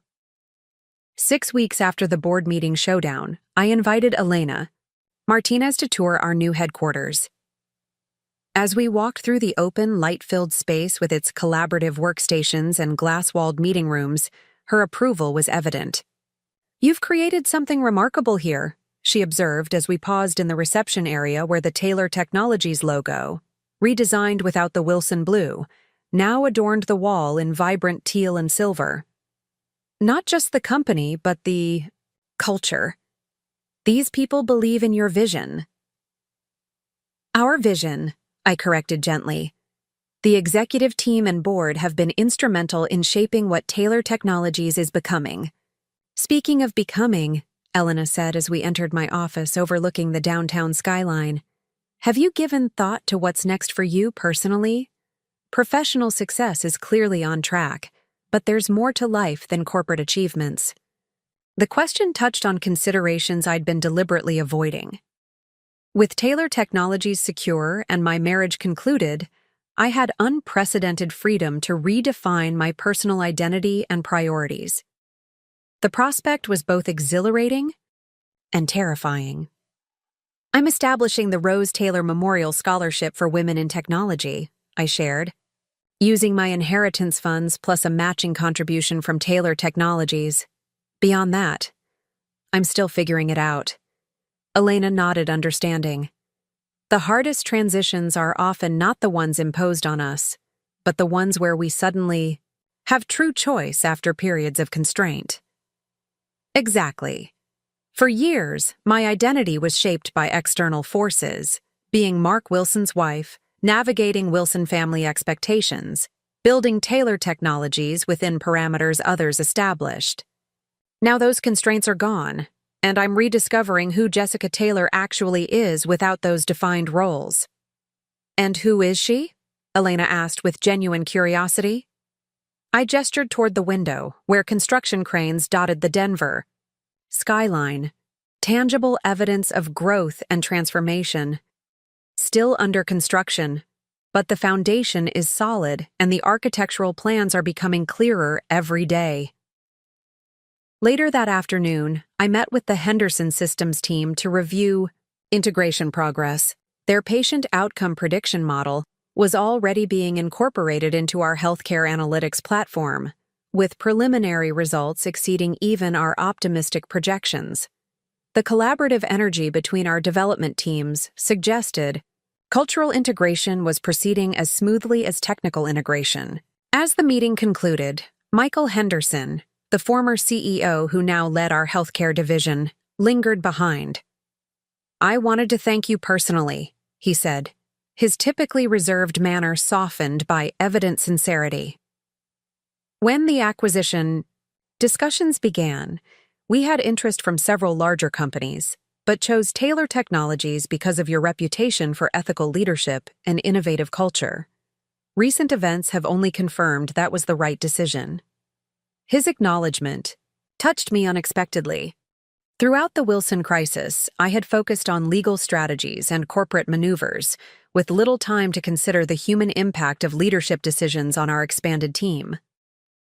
"The integration is succeeding because of the foundation you built at Henderson," I responded. "Your team's expertise and values align perfectly with our mission." "Speaking of integration," Michael said, his professional tone shifting slightly, "a few of us are trying that new bistro down the street after work. Nothing formal, just colleagues unwinding. You'd be welcome to join us."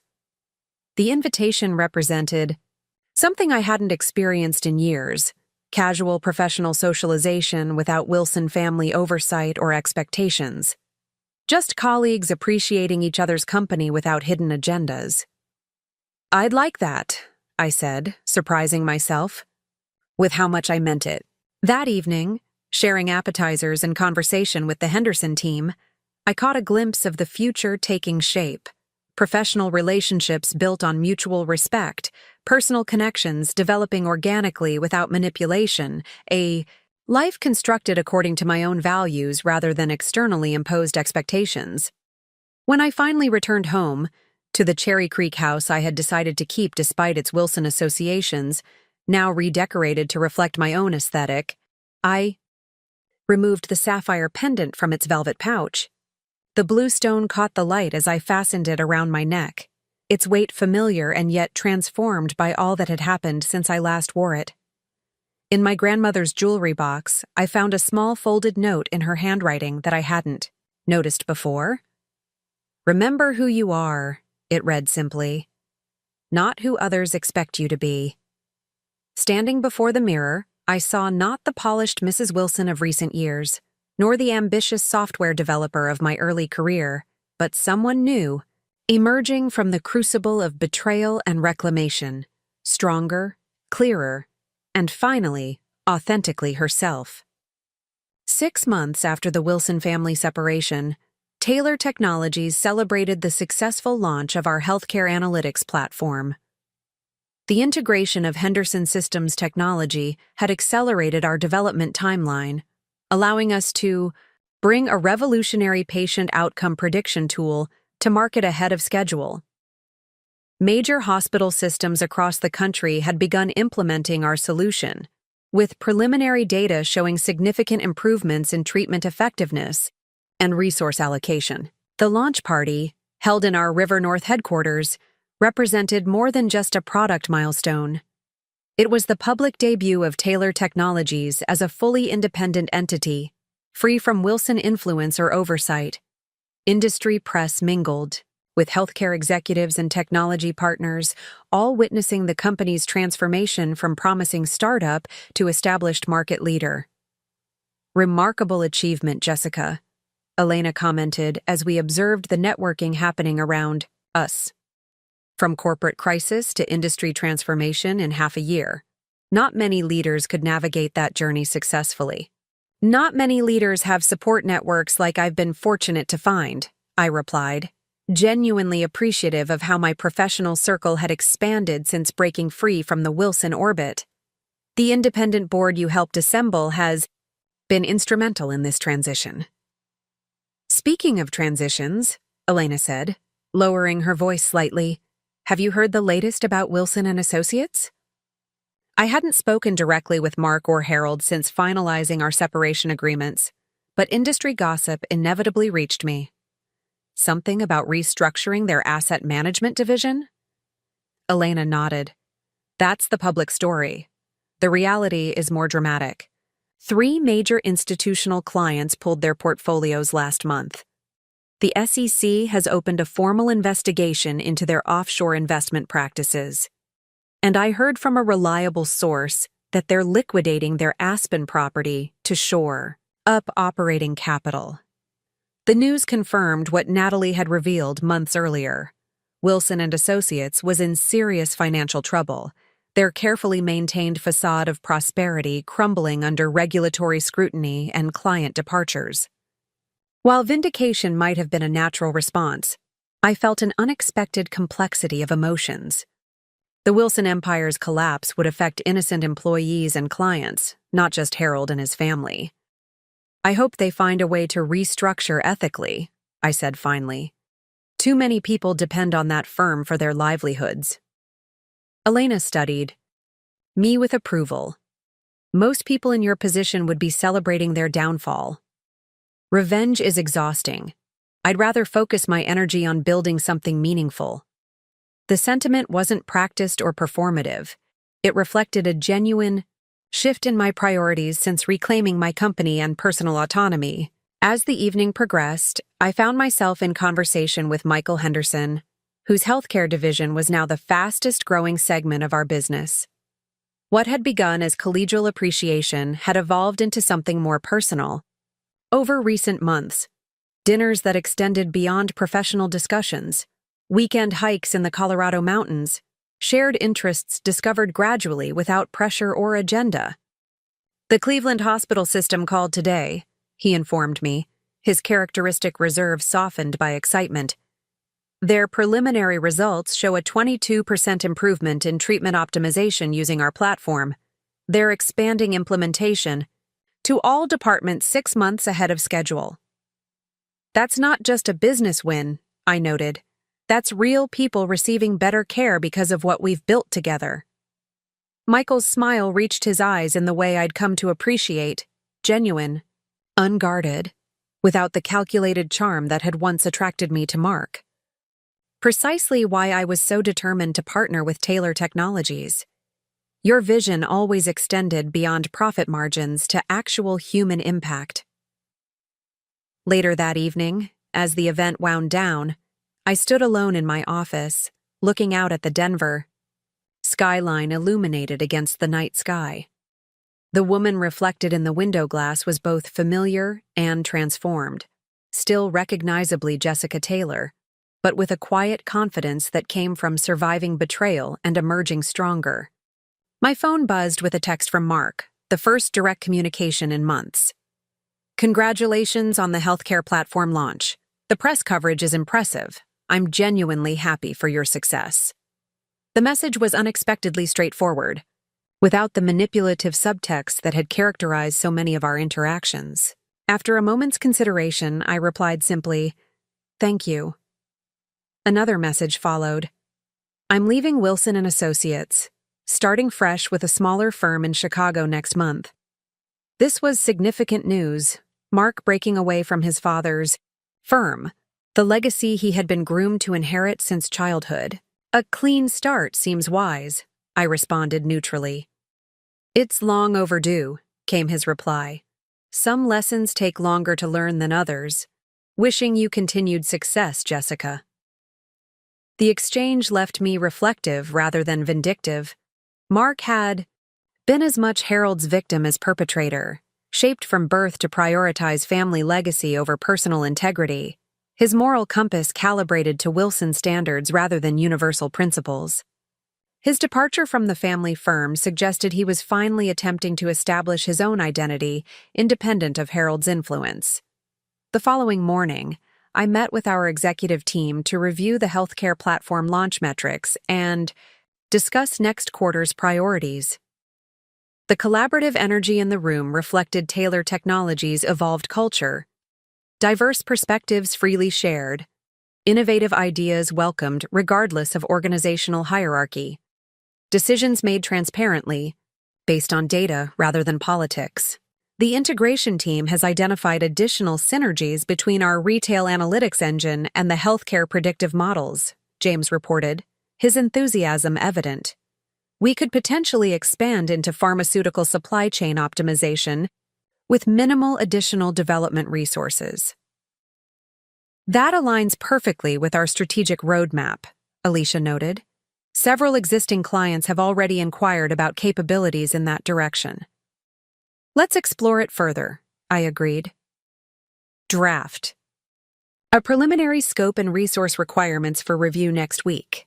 If it's viable, we could include it in our Q3 development cycle. The meeting continued with similar collaborative problem-solving across departments, each leader contributing expertise without the territorial protectiveness that had sometimes characterized our operations under Wilson influence. As CEO, I found myself facilitating more than directing, creating space for our talented team to innovate rather than imposing a singular vision. After the meeting, I had lunch scheduled with Diane, whose counsel had evolved from crisis management to strategic advice as Taylor Technologies stabilized. We met at a small farm-to-table restaurant near her office, the casual setting reflecting our relationship's transition from formal legal representation to something approaching friendship. The Wilson and Associates situation is deteriorating rapidly, she informed me after we ordered. The SEC investigation has expanded to include potential securities fraud allegations. Several partners are negotiating separate settlements to avoid individual liability. And Harold? I asked, curious despite myself. Fighting to maintain control, but the board is increasingly resistant to his leadership. There's talk of forcing him into retirement to facilitate a comprehensive restructuring. The news represented a dramatic reversal from just a year earlier, when Harold Wilson had seemed invincible, a titan of Denver finance whose influence extended across business and society. His fall demonstrated how quickly apparent strength could collapse when built on manipulation rather than solid ethical foundations. Do you regret not pursuing more aggressive legal action against them? Diane asked, always direct in her assessments. With what we discovered, you could have initiated criminal proceedings rather than accepting the negotiated settlement. I considered this question carefully, wanting my answer to reflect genuine introspection rather than practiced nobility. Pursuing criminal charges might have been justified, but it would have kept me emotionally tethered to the Wilsons for years. The settlement allowed me to reclaim what mattered most: my company, my inheritance, my autonomy, without remaining entangled in their downfall. Diane nodded, accepting this reasoning. And personally? The divorce was finalized months ago, but healing from betrayal takes longer than legal proceedings. I'm discovering who Jessica Taylor is outside of her relationship to the Wilson family, I replied, the answer emerging more easily than it would have even weeks earlier. Building friendships based on mutual respect rather than calculation. Exploring interests I'd set aside during my marriage. Leading my company according to my values without compromise. And Michael Henderson? Diane asked with uncharacteristic directness, a slight smile suggesting she'd noticed our interactions at recent events. I felt a flicker of self-consciousness, but answered honestly. A colleague whose company I enjoy. Whatever might develop beyond that will happen organically, without agenda or pressure. That approach to relationships, professional and personal, might be your most significant reclamation, Diane observed perceptively. The freedom to let connections evolve naturally, rather than strategically. Her insight resonated deeply. Throughout my marriage, relationships had been evaluated primarily for their utility, what advantages they offered, what doors they opened, how they advanced Wilson family interests. Even my own worth had been measured by what I could contribute to the Wilson legacy rather than my inherent value as a person. That evening, I finalized plans for the Rose Taylor Memorial Scholarship Program, which would provide comprehensive support for women pursuing technology degrees at Colorado universities. The initiative would honor my grandmother's belief in education as the path to independence, offering not just financial assistance but mentorship from Taylor Technologies' female executives and internship opportunities with our development teams. As I worked on the scholarship documentation, I wore my mother's sapphire pendant, a tangible connection to my family history and authentic self. The piece had acquired new significance since its return, symbolizing not just what I had almost lost, but what I had reclaimed through standing firm in my convictions. My phone rang, interrupting my thoughts. The caller ID displayed Michael Henderson, and I felt an unexpected flutter of anticipation as I answered. Jessica. His voice carried its usual calm assurance.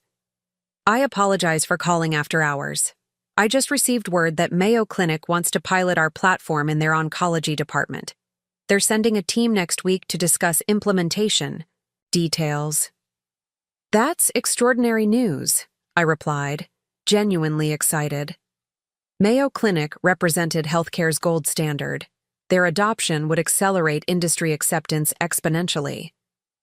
We should assemble our clinical advisory board to prepare for their visit.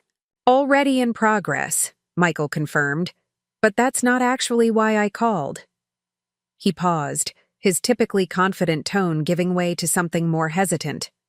I have tickets to the Denver Symphony this weekend, Beethoven's Ninth. I wondered if you might want to join me. Not as colleagues discussing business opportunities, but simply as us. The invitation's directness was refreshing. No hidden agenda, no calculated social engineering, just a straightforward expression of interest in spending time together beyond our professional connection. I'd like that very much, I replied, surprised by how naturally the acceptance came. Excellent, Michael said, warmth evident in his voice. I'll pick you up at 7 on Saturday? After we said goodbye, I remained at my desk, contemplating how different this interaction felt from the calculated courtship Mark had conducted years earlier. There was no family dynasty evaluating my suitability, no corporate acquisition disguised as romance, just two people exploring a potential connection transparently. The following weekend, as Michael and I walked through Denver Botanic Gardens following the symphony, our conversation flowed naturally between professional topics and personal experiences. Unlike my relationship with Mark, which had always centered around Wilson family dynamics and business interactions, this emerging connection existed entirely outside those power structures, founded on mutual respect rather than strategic advantage. You seem different lately, Michael observed as we paused by a reflective pool at the garden's center. More at ease with yourself. I am, I acknowledged, appreciating his perception. For years, I was trying to fit into a role that was never designed for an actual person, just an idealized Wilson wife who would advance family interests while suppressing her own identity. Breaking free from that expectation has been liberating. Freedom can be disorienting at first, he offered, speaking from his own experience of selling the company he had built over a decade. When we've defined ourselves through certain frameworks for so long, authentic self-determination feels simultaneously exhilarating and terrifying. His understanding reflected one of the qualities I most appreciated about Michael, the ability to recognize complexities without trying to simplify them into convenient narratives. Our connection was developing without predetermined patterns or expectations, each interaction building naturally upon shared values and experiences. As summer transitioned to fall, Taylor Technologies continued its upward trajectory. The healthcare platform expanded into additional medical specialties, our retail analytics maintained market leadership, and a new data privacy initiative reinforced our commitment to ethical technology development.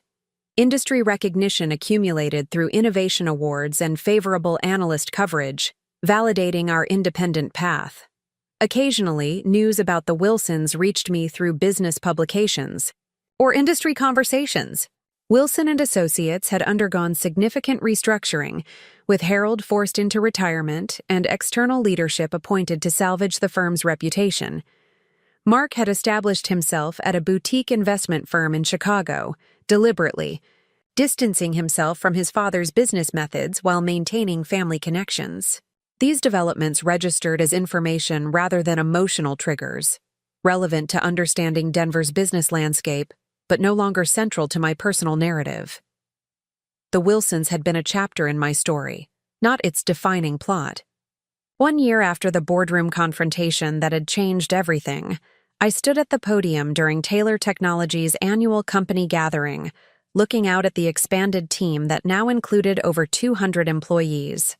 Today, we celebrate not just our business achievements, I told them, but the culture of innovation, integrity, and inclusion we've built together.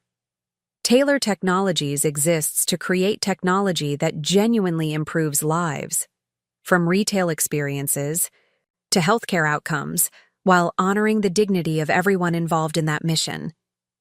As applause filled the room, I felt a profound sense of alignment between my professional purpose and personal values. The integration of who I was with, what I built without compromise or compartmentalization. The inheritance I had fought to reclaim wasn't just financial resources or company control, but something far more valuable: the right to define my own identity and chart my own course. Later that evening, reading congratulatory messages from colleagues and industry partners, I came across a newspaper announcement forwarded by Elena, Harold Wilson's retirement gala coverage in Denver's Society pages.